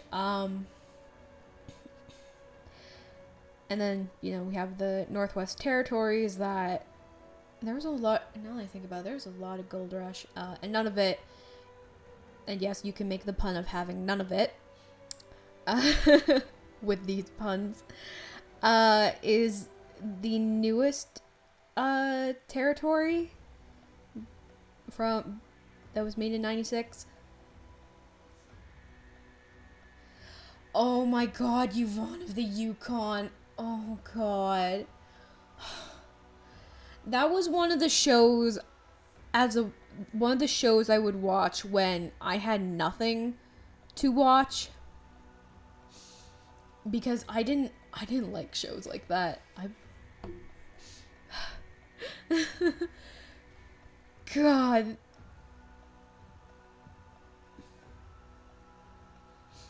See, I preferred Red Green over that. Yeah. Oh. It was like they were trying to attempt to be, it was like the Canadian version of Ren and Stimpy. Or trying to be. I feel like that's kind of appropriate. Anyway. Okay. So the first poem is The Shooting of Dan McGrew. A bunch of boys were whooping it up in the Malamute saloon. The kid that handles the music box was hitting a jag-time tune. Back of the bar in a solo game sat dangerous Dan McGrew, and watching his luck with his light of love, that lady known as Lou. When out of the night, which was 50 below, and into the din and glare, there stumbled a miner fresh from the creeks, dug dirty and loaded for bear.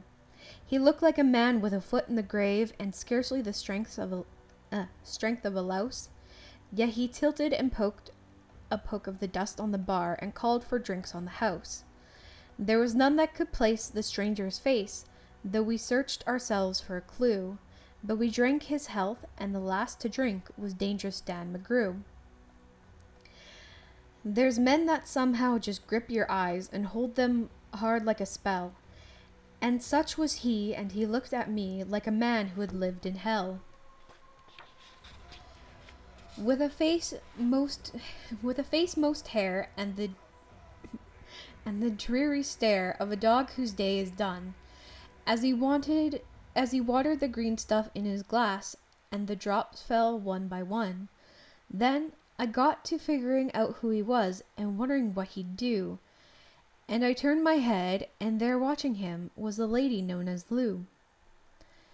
His eyes were rubbering around the room, and he seemed in kind of a daze, till the last that old piano fell in a way of his wandering gaze. The ragtime kid was having a drink, there was no one else on the stool, so the stranger stumbles across the room and flops down there like a fool. In the buckskin shirt that was glazed with dirt, he sat and I saw him sway. Then he clutched the keys with his talon hands. My God, but that man could play. Were you ever out in the great alone when the moon was awful clear, and the icy mountains hemmed you in with a silence you most could hear, with the only howl of a timber wolf, and you camped there in the cold, a half-dead thing in a stark dead world, clean mad for the muck called gold, while high overhead, green, yellow, and red, the northern light swept the bars? Then you've a hunch what the music meant, a hunger and the night and the stars. And a hunger not of the belly kind, that's banished with bacon and beans, but the gnawing hunger of lonely men for a home and all it means.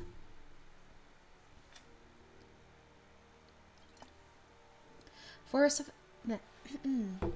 a fireside far from the cares that are, 4 walls and a roof above, but oh, so cramful of cozy joy, and crowned with a woman's love.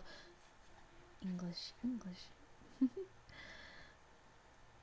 A woman dearer than all the world, and true as heaven is true. God, how ghastly she looked through her rouge, that lady known as Lou. Then on a sudden the music changed, so soft you could scarce hear but you felt that your life had been looted clean of all that it once held dear, that someone had stolen the woman you love, that her love was a devil's lie, that your guts were gone and the best of you was to crawl away and die. 'Twas the crowning cry of the heart's despair, and it thrilled you through and through. I guess I'll make it spread, monsieur, said dangerous Dan McGrew. The music almost died away, then it burst like a pent-up flood, and it seemed to say, repay, repay, and my eyes were blind with blood. The thought came back to an ancient wrong, and it stung like a frozen lash, and the lust awoke to kill, then the music stopped with a crash, and the stranger turned, and his eyes were burned in a most peculiar way. In a buckskin shirt that was glazed with dirt, he sat, and I saw him sway. Then his lips went in a kind of grin, and he spoke, and his voice was calm. And boys, he said, you don't know me, and none of you care a damn. But I want to state, and my words are straight, and I'll bet my poke they're true, that one of you is a hound of hell, and that one is Dan McGrew. Then I ducked my head, and the light went out, and 2 guns blazed in the dark, and a woman screamed, and the lights went up, and 2 men lay stiff and stark. Pitched on his head and pumped full of lead was dangerous Dan McGrew, while the man from the creeks lay clutched to the breast of the lady known as Lou. These are the simple facts of the case, and I guess I ought to know. They say that the stranger was crazed with hooch, and I'm not denying it so. I'm not so wise as a lawyer, guys, but strictly between us two, the woman that kissed him and pinched his poke was the lady known as Lou.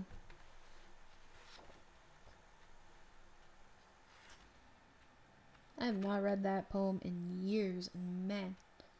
There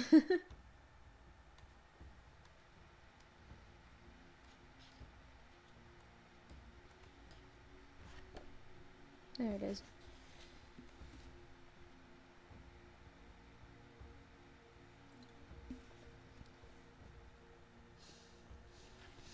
Now, Lip, this is going to probably give you whiplash if you know what this poem is. I feel like you might, but I mean, hey. Thank you. The Cremation of Sam Mcgee. There are strange things done in the midnight sun by the men who moil for gold. The Arctic trails have their secret tales that would make your blood run cold.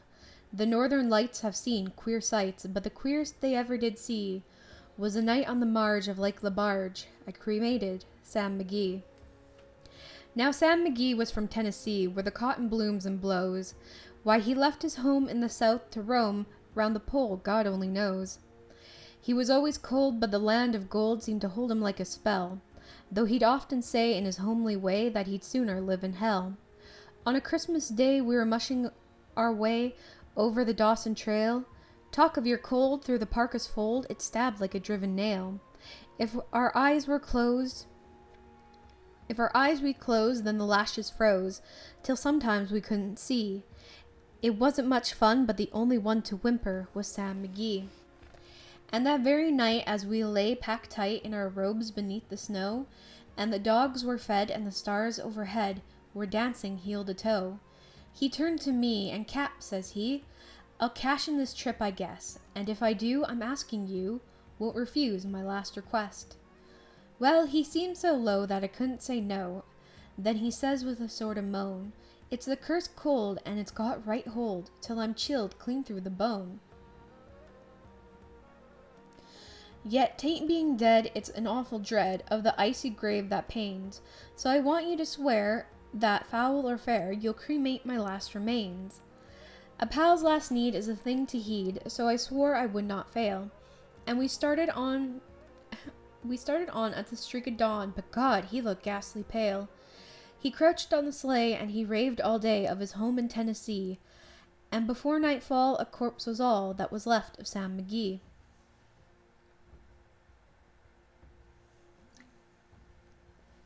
There wasn't a breath in that land of death, and I hurried horror-driven, with a corpse half hid that I couldn't get rid because of a promise given. It was leashed to the sleigh, and it seemed to say, "You may tax your brawn and brains, but you promised true, and it's up to you to cremate these last remains." Now a promise made is a debt unpaid, and the trail has its own stern code. In the days to come, though my lips were dumb, in my heart how I cursed the load. In the long, long night, by the lone fire light, while the huskies round in a ring howled out their woes to the homeless snows, oh God, how I loathed the thing. And every day that quiet clay seemed heavy and heavier grow, and on I went, though the dogs were spent, and the grub was getting low. The trail was bad, and I felt half mad, but I swore I would not give in. And I'd often sing of the hateful thing, and it hearkened with a grin, till I came to the marge of Lake Lebarge, and a derelict there lay. It was jammed in the ice, but I saw it in a trice, and it was called the Alice May.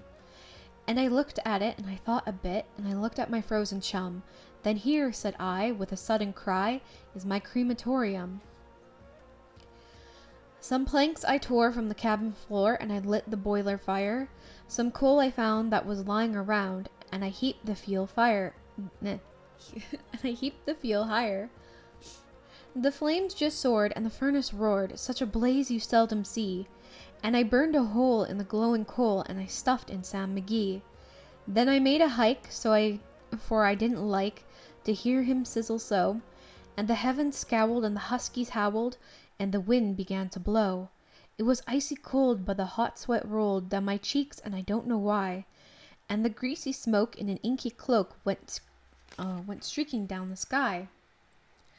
I do not know how long in the snow I wrestled with grisly fear, but the stars came out and they danced about, ere again I ventured near.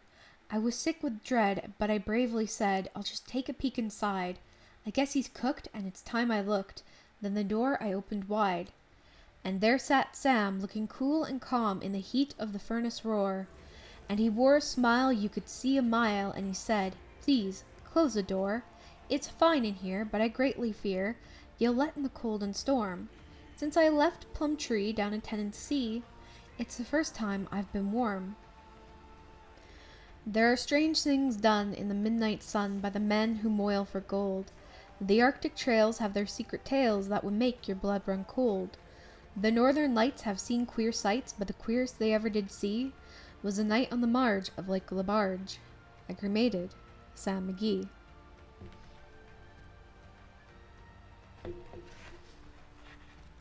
Yeah.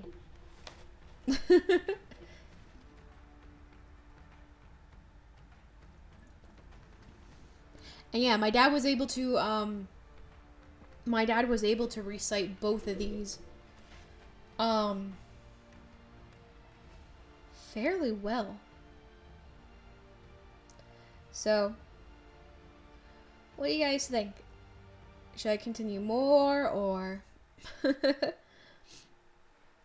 do you want to hear me read more poems in my best way to try to be, I wouldn't exactly say ASMR, but, you know, more poems? Do you guys just want to have, you know, random chat, or do you think it'd be good for the night? I still have energy to do a bit more,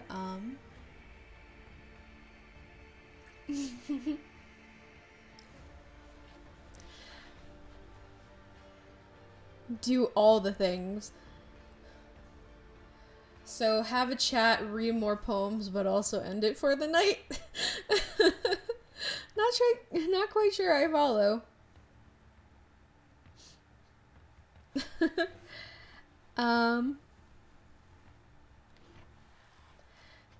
Honestly, those are like the two I know well, but I can definitely pick one that is one I haven't read, and you know, might as well.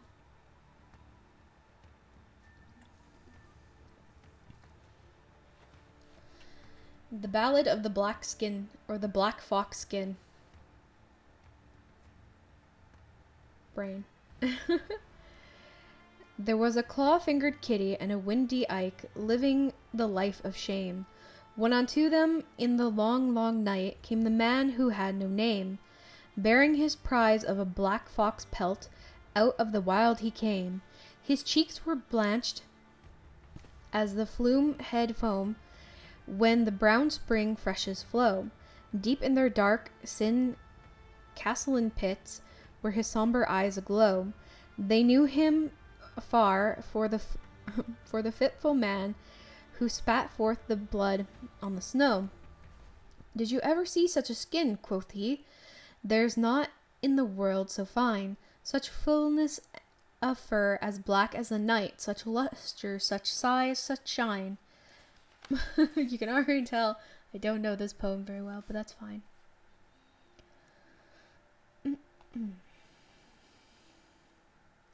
Such luster, such size, such shine. It's life to a one-lugged man like me. It's London, it's women, it's wine. The moose hides called it the devil fox, and swore that no man could kill, that he who hunted it, soon or later, must surely suffer some ill. But I laughed at them and their old squaw tales. Ha ha, I'm laughing still. Oh yeah, this guy's gonna get fucking murked. Good. This is a poem written like 100 years ago, and I'm here just like, yeah, you can tell. You can tell it is. For like ye, the skin, it's smooth as sin, and black as the core of the pit. By gun or by trap, whatever the hap, I swore I could capture it. I swore I would capture it. By star and by star, afield and afar, I hunted and would not quit. For the devil fox, it was swift and sly, and it seemed to fleer at me. I would wake in fright by the campfire light, hearing its evil glee. Into my dreams its eyes would gleam, and its shadow would I see. It sniffed and ran from the Mcgee. That's a word. I had poisoned to excess. Unharmed it sped from my wrathful lead. 'Twas as if I shot by guess. Yet it came by night in the stark moonlight to mock at my weariness. I tracked it up where the mountains hutch like the vertebrae of the world. I tracked it down to the death-still pits where the avalanche is hurled. From the glooms of the sectoral snows where the carded clouds are curled. From the vastitudes where the world protrudes through the clouds like seas upshoaled. I held its track till it led me back to the land I had left of old. The land I had looted many moons. I was weary and sick and cold. I was sick, so sick for the futile chase, and there and then I swore the foul fiend fox might scathe it go, for I would not hunt no more. Then I rubbed my eyes in a vast surprise and stood by my cabin door. A rifle raised in the wrath like gloom, and a vengeful shot that sped, a howl that would thrill a cream-faced corpse, and the demon fox lay dead. Yet there was never a sign of wound, and never a drop he bled. So that was the end of the great black fox, and here is the prize I've won. And now for a drink to cheer me up, I've mushed since the early sun. We'll drink a toast to the story ghost of the fox whose race is run.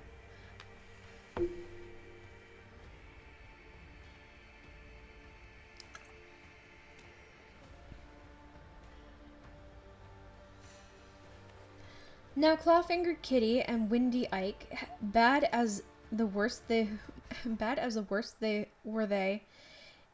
In their roadhouse down by the river trail, they waited and watched for prey. With wine and a song they joyed night long, and they slept like swine by day, for things were done in the midnight sun that no tongue will ever tell.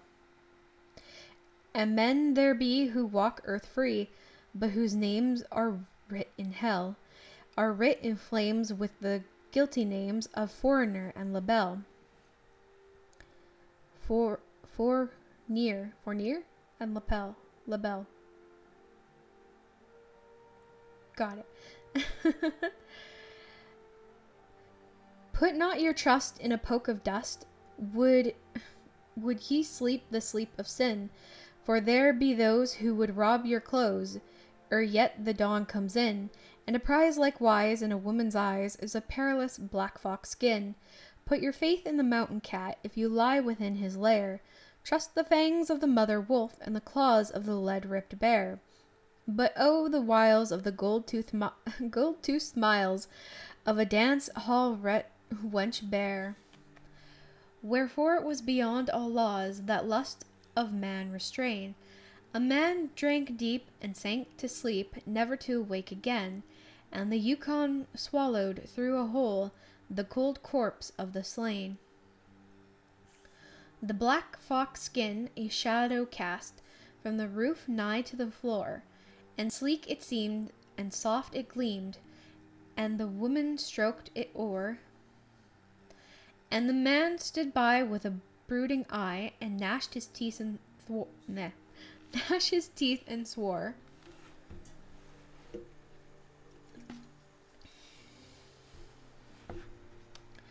When thieves and thugs fall out and fight, there's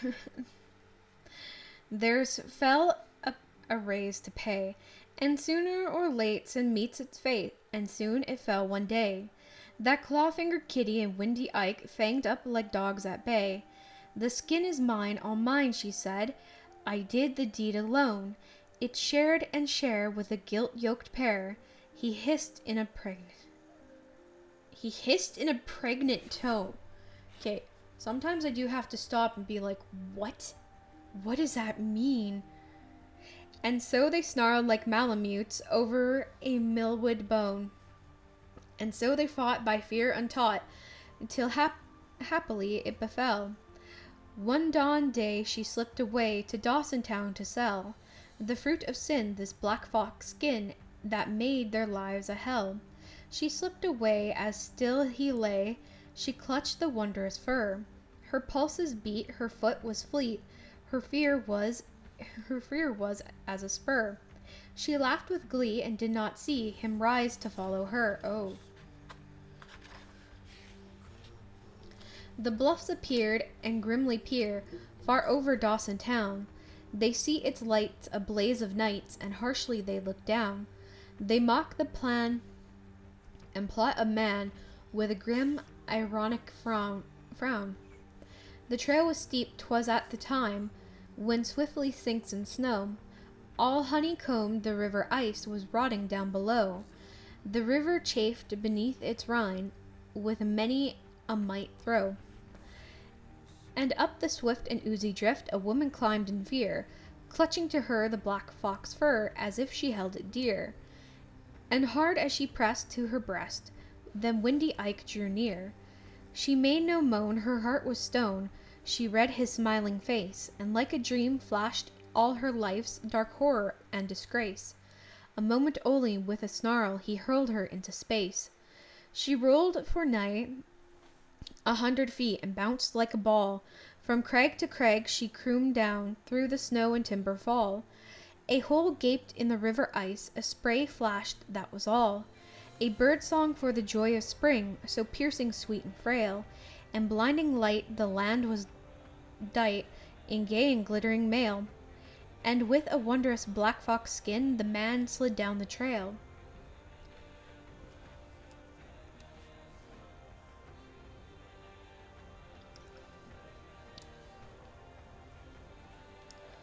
A wedged-faced man there was who ran along the river bank, who stumbled through each drift and slough, and ever slipped and sank, and ever cursed his marker's name, and ever hooch he drank.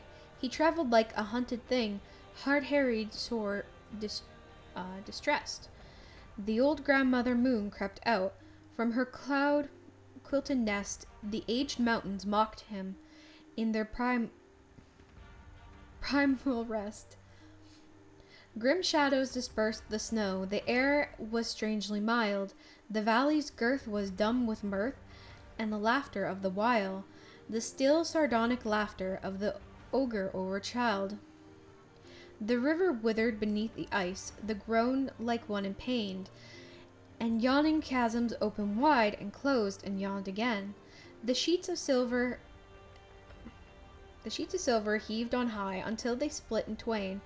From out of the road house by the trail they saw a man afar make for the narrow river reach where the swift cross currents are, where frail and worn the ice is torn and the anger waters jar. But they did not see him crash and sink into the icy flow. They did not see him cling there, gripping by the undertow, clawing with bleeding fingernails at the jagged ice and snow. They found a note beside the hole where he had stumbled in. Here met his fate by evil luck, a man who lived in sin. And to the one who loves me least, I leave this black fox skin. Oh. And strange it is, for they searched the river all around. No trace or sign of a black fox skin was ever after found. Though one man said he saw a thread of hooves deep in the ground.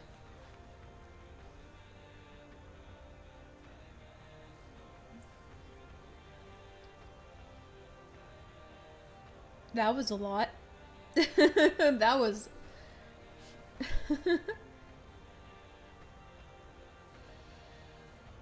mm.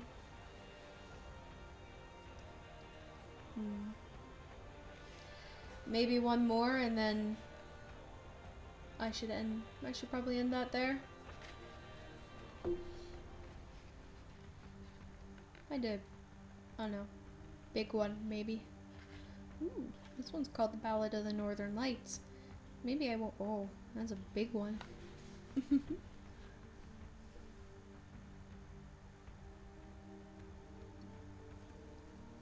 Hey, Justa, how's it going? Right in time for me to read one more poem before saying, alright, peace. I should probably hide the image though, because it is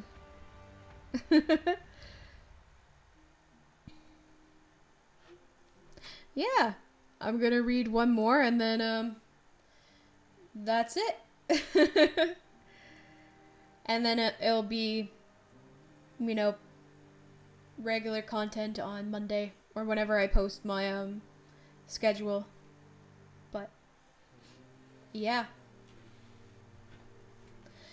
So this final one is called The Ballad of the Northern Lights. And this is going to be constantly me being like, hey, tongue, tongue, stand out well, or please don't trip. Words. One of the down and out, that's me. Stare at me while I stare. Stare and shrink, say, you wouldn't think that I was a millionaire. Look at my face, it's crimped and gouged. One of them death masks things. Don't seem the sort of a man, do I, as might be pal of kings. Slouching along in slimy rags and bleary-eyed no good bum, a knight of the hollow needle pard, spewed from the sodden slum. Look me all over from head to foot. Now, how much would you think I was worth? $1, a dime, a nickel? Why, I'm the wealthiest man on earth. No, don't you think that I am off my base? You'll sing a different tune.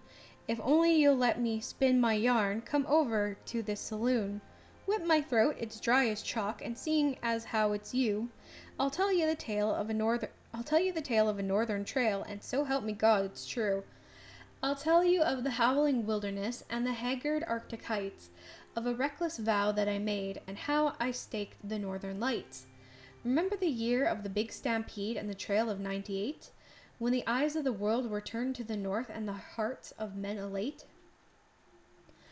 Hearts of the old daredevil breed thrilled at the wondrous strike, and to every man who could hold a pan came the message, up and hike.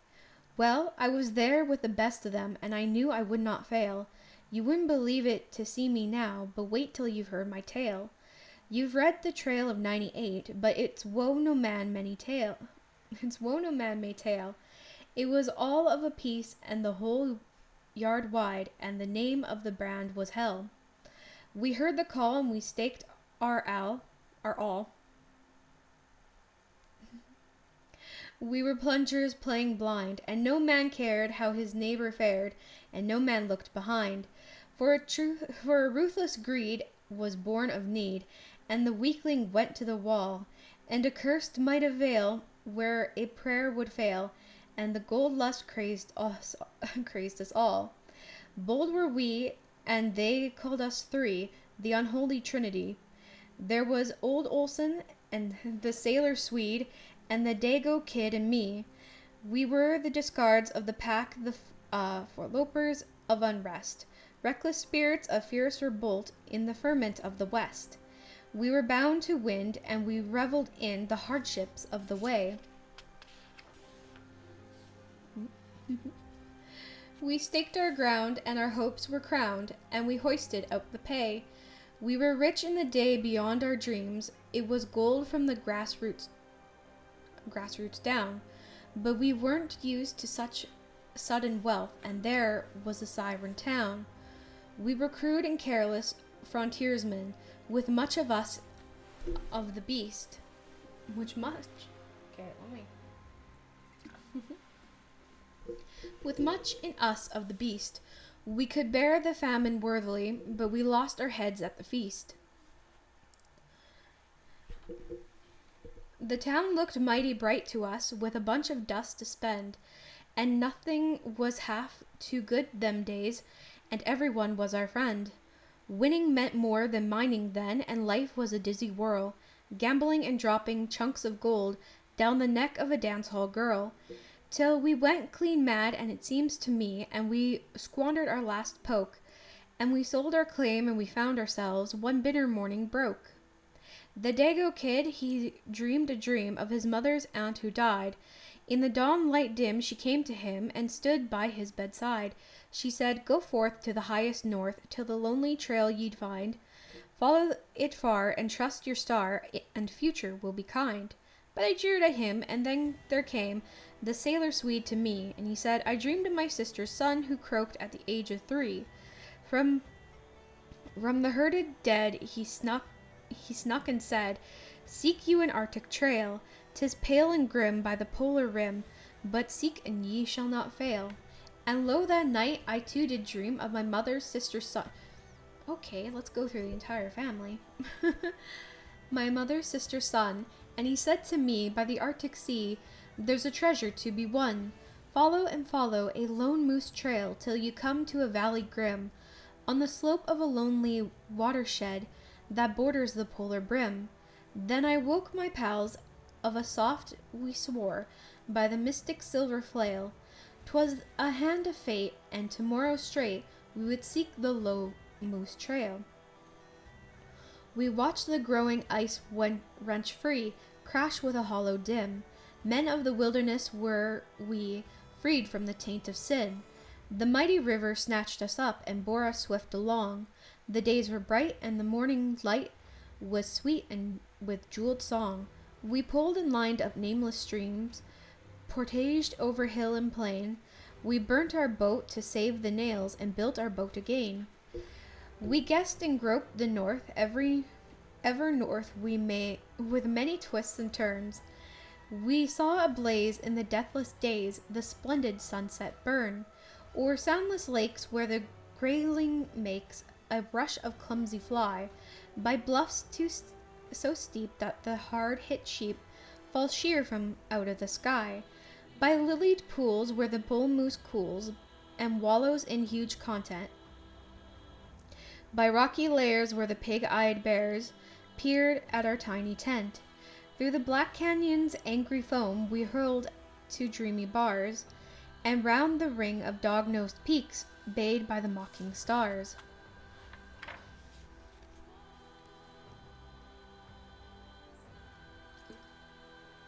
Spring and summer and autumn went, the sky had tallow gleam, yet north and ever north we pressed, to the land of our golden dream. So we came at last to a tundra vast, and dark and grim and lone, and there was a little lone moose trail, and we knew it was our own. It was for our own. By Muskeg Hollow and head it wandered endlessly, sorry of the heart and sore of foot.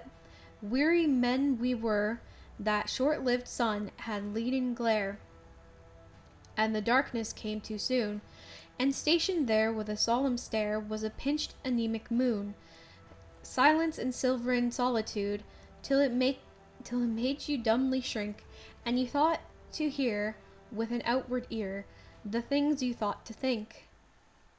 Oh, it was wild and weird and wan, and ever in camp o' nights we would watch and watch the silver dance of the mystic northern lights. And soft they danced from the polar sky, and swept in the primrose haze, and swift they pranced, and their silver feet, and pierced the blinding blaze. They danced a coalition in the sky. They they were rose and silver shod. It was not good for the eyes of man, 'twas the sight of the eyes of God. It made us mad and strange and sad, and the gold whereof we dreamed was all forgot, and our only thought was of the lights that gleamed. Oh, the tundra sponge was it was golden brown, and some of was bright blood red, and the reindeer moss gleamed there here and there like a tombstone of the dead.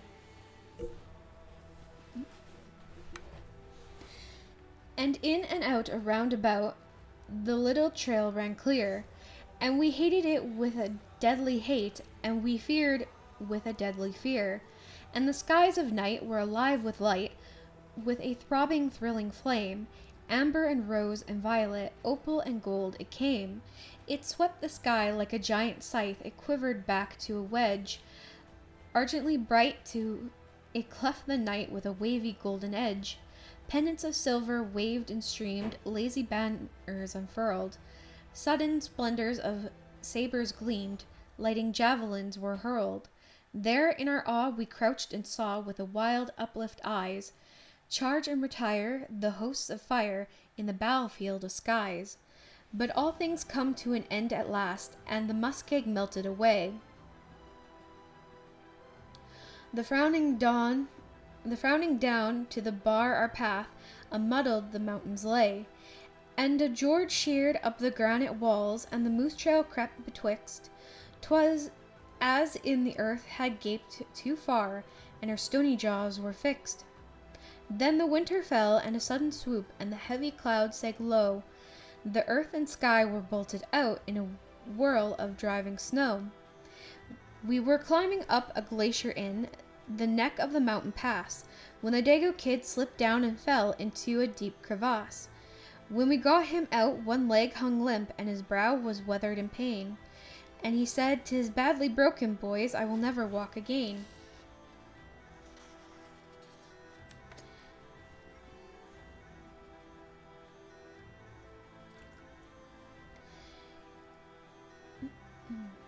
It's death for all if ye linger here, and that's no cursed lie. Go on, while the trail is good, and leave me down to die. He raved and swore, but we tended him with our uncouth, clumsy care. The campfire gleamed, and he gazed and dreamed with a fixed and curious stare. Then all at once he grabbed my gun, and he put it to his head, and he says, "I'll fix it for you, boys." Them are the words he said.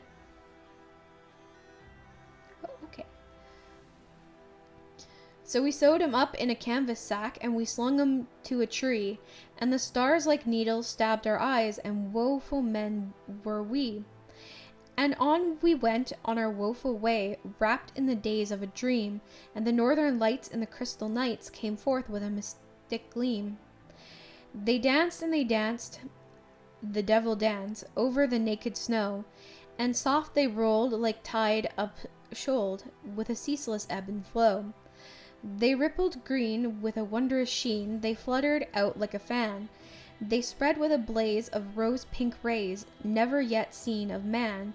They withered like a brood of angry snakes, hissing and sulphur pale.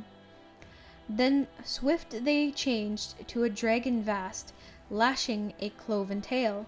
It seemed to us as we gazed aloft, with the everlasting stare, the sky was a pit of bale and dread, and a monster reveled there. We climbed the rise of a hog-back range that was desolate and dreary, when the sailor Swede had a crazy fit, and he got and he got to talking queer.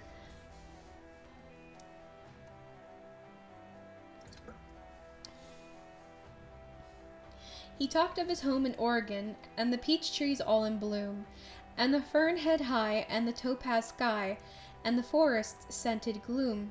He talked of the sins of his mispent life, and then he seemed to brood, and I watched him there like a fox a hare, for I knew it was not good, and sure enough, in the dim dawn light I missed him from the tent, and a fresh trail broke through the crusted snow, and I knew not where it went, but I followed it over the seamless waste, and found him at shut of day, naked there as a newborn babe, so I left him where he lay. Day after day was sinister, and I fought fierce-eyed despair, and I clung to life, and I struggled on, I knew not why nor where. I packed my grub in short relays, and I crowded down in my tent, and the world was... Oh, hey, Jay! How's it going? I'll start the stanza over again.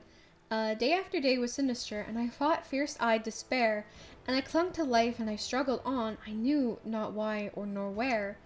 I packed my grub in short relays, and I crowded down in my tent, and the world round was purged a sound like a frozen continent.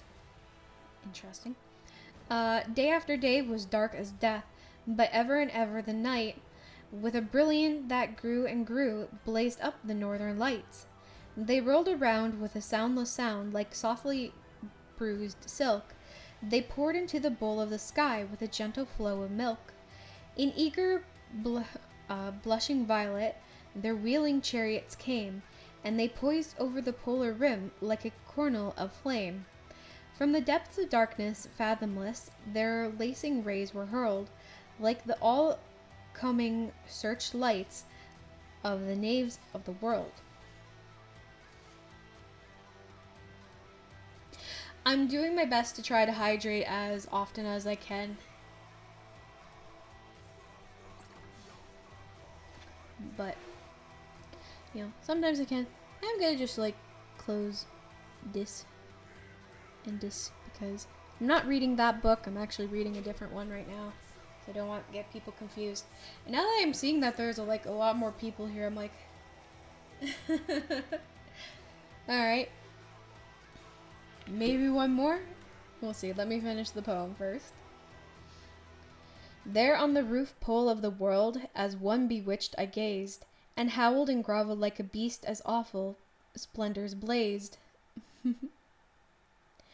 My eyes were seared, yet thralled I peered through the parka hood night blind. But I staggered on the lights that shone, and never I looked behind. There is a mountain round and low that lies by the polar rim, and I climbed its height in a whirl of light, and I peered over its jagged brim.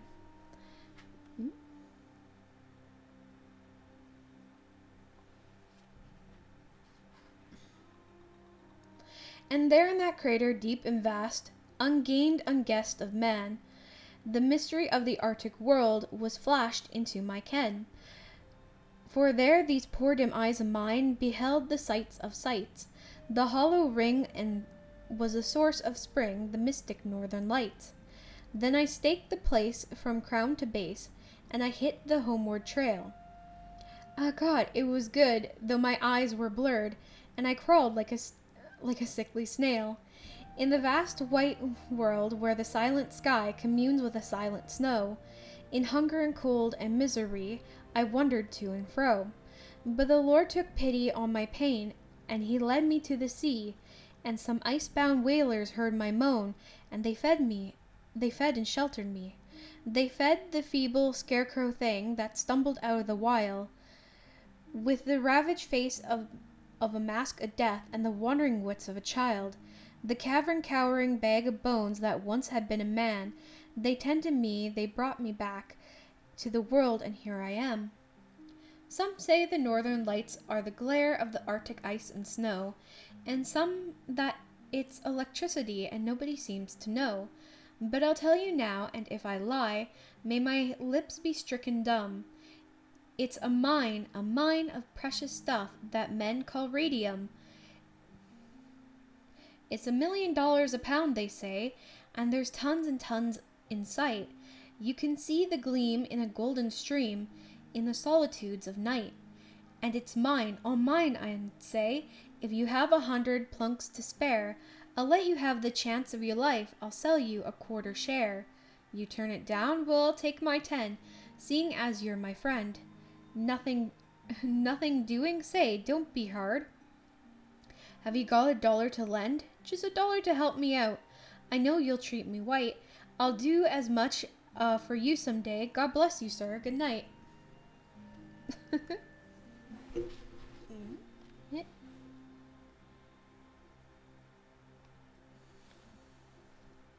Let me get some water. Hold on. Quick sec. Just need to fix some things. Boop. So, what do you guys think? One more. That was a really long one. But I guess since now there is a bit more people, do you guys feel like me reading one more, or like, what do you guys think?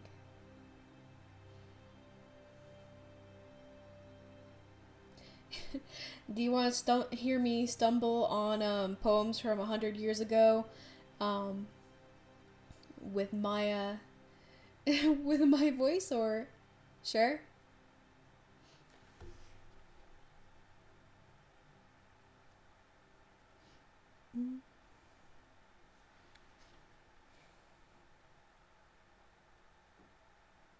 Let me see.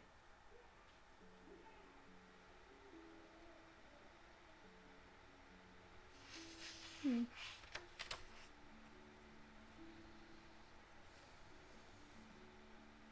didn't realize, but this is actually... Oh, okay.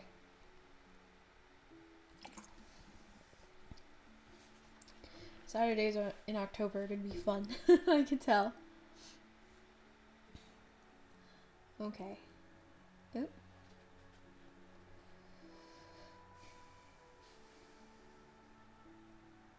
This one isn't as long, and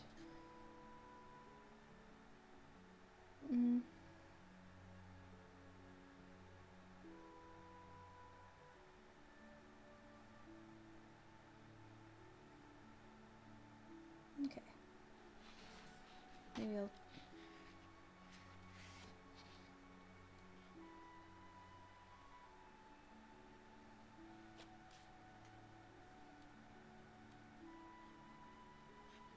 just gonna find one that is, you know.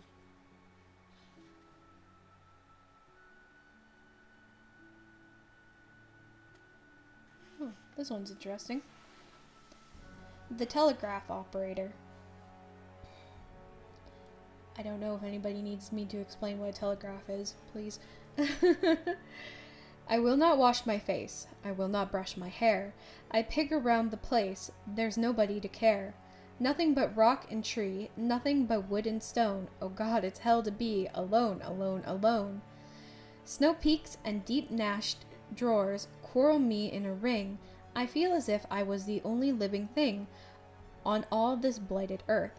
And so I frost and shrink, and crouching by my hearth, I hear the thoughts I think. I think of all I miss, the boys I used to know, the girls I used to kiss, the coins I used to blow, the bars I used to haunt, the racket and the row, the beers I didn't want. I wish I had them now. Don't read robotically. Have I been reading robotically? Beep boop. No, I'll read in Morse code. Let me just...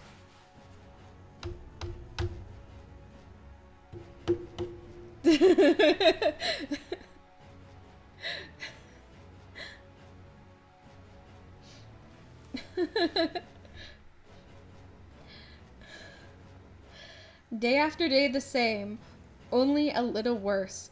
No one to no one to grouch or blame. Oh, for a loving curse.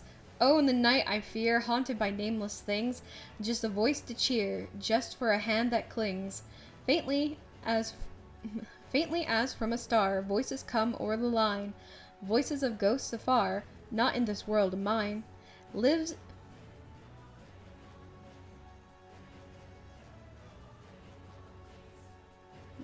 This feels like lockdown stuff, not gonna lie. Not in this world of mine. Lives in lives in whose loom I grope, words in whose weft I hear, eager the thrill of hope, awful the chill of fear. I'm thinking out loud, I reckon that is bad. The snow is like a shroud. Maybe I'm going mad. Say, wouldn't that be tough? This awful hush that hugs and chokes one is enough to make a man go bugs. Okay. There's not a thing to do. I cannot sleep at night. No wonder I'm so blue, or for a friendly fight. It's a mood. Damn. The din and rush of strife, a music hall aglow, a crowd of city life. Dear God, I miss it so. Here you have moped enough. Brace up and play the game. But say, it's awful though. Day after the day the same. I've said it twice, I bet. Okay, why is this resonating with me? Can this poem stop? Well, there's not much to say. I wish I had a pet. Well, okay, there's something I don't have to agree with. Or something I could play. Cheer up, don't get so glum and sick of everything. The worst is yet to come. God help you till the spring. God shield you from the fear, teaching you to laugh, not moan. Haha, it sounds so queer. Alone, alone, alone. God, I love how when we use queer nowadays versus when they used queer back then, it's just like sometimes just comes as like no, they mean the other definition of queer.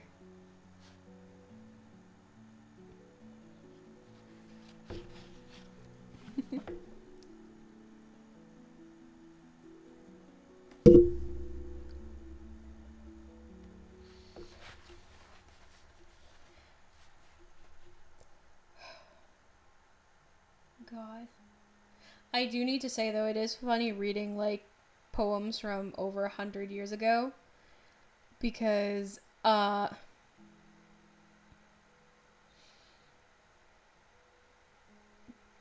does it like oh, there are some things that we do not have anymore, we do not say anymore, and then this just hits you like a brick.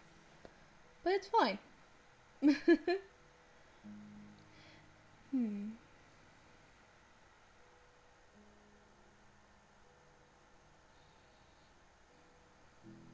No, I'm just like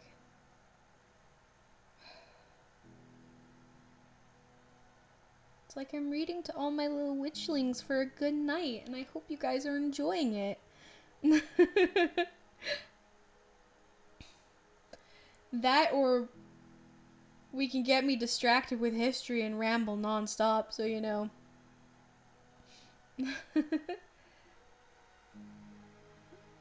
I'm like, I'll read one more and then that's it. I'll read one more and I'm like, okay, I will read one more, but at the same time I'm also just like I do kind of want it. This one seems interesting. They all seem interesting. I grew up with this book, for fuck's sake. And all of them involve murder or death. Yay. My friends, the man above me was a murderer, the man below was a thief, and I lay there in the bunk between, ailing beyond belief, a weary armful of skin and bone, wasted with pain and grief. My feet was froze, and the lifeless toes were purple and green and gray. I'm letting this sit in, and I'm just like, oh. The little flesh that clung to my bones, you could pinch in the holes like clay. The skin of my gums were sullen black and slowly peeling away. I was sure enough in a dire fix, and often I wondered why they did not take the chance that was left to leave me alone to die, or finish me off with a dose of dope, so utterly lost was I. But no, they brewed me the green spruce tea and nursed me there like a child. And the homicide, he was good to me, and bathed my sores and smiled. And the thief, he starved that I might be fed, and his eyes were kind and mild. Yet they were woefully wicked men, and often at night in pain.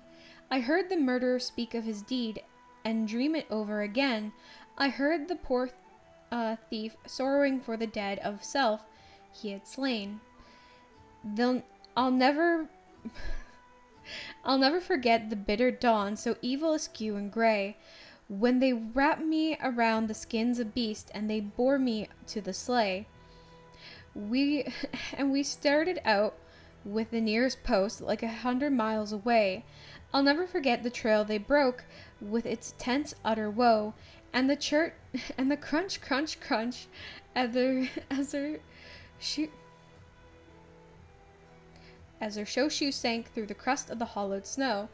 And my breath would fail, and every beat of my heart was like a blow, and oftentimes I would die the death and yet wake up life anew. The sun would be all ablaze on the waste, and the sky a lightning blue, and the tears would rise in my snow-blind eyes and furrow my cheeks like dew. And the camps we made when their strength outplayed, and the day was pinched and warm and wane. And oh, the joy of the blessed halt, and how did dread the dawn, and how I hated the weary men who rose and dragged me on. Sorry.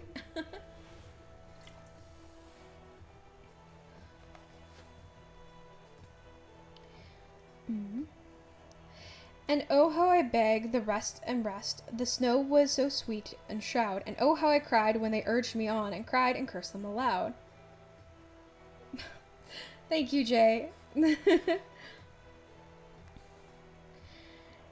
Yet on they strained, all racked in pain, and sorely their backs were bowed.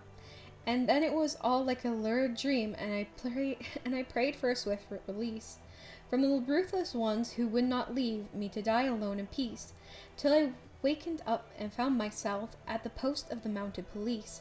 And there was my friend the murderer, and there was my friend the thief, the bracelets of steel around their wrists, and wicked beyond belief. But when they came to God's judgment seat, may I be allowed the brief.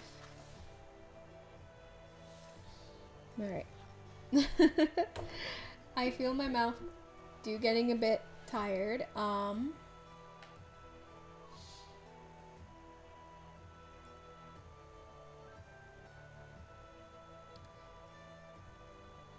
But I think that was pretty good.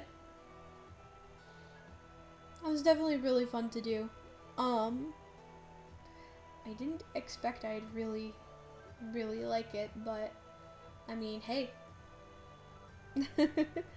Now I have a little more confidence with all the stuff I'm definitely want to do for October. And I guess I can reiterate again, as I've been saying before, one of the things I wanted to do for October, because I want to do a whole lot. Oh, so much. But one of them, I did want to make Saturdays reading ghost stories and other spooky things. So I hope you guys all liked it, and that is all I can do for tonight. So yeah. I will go over here.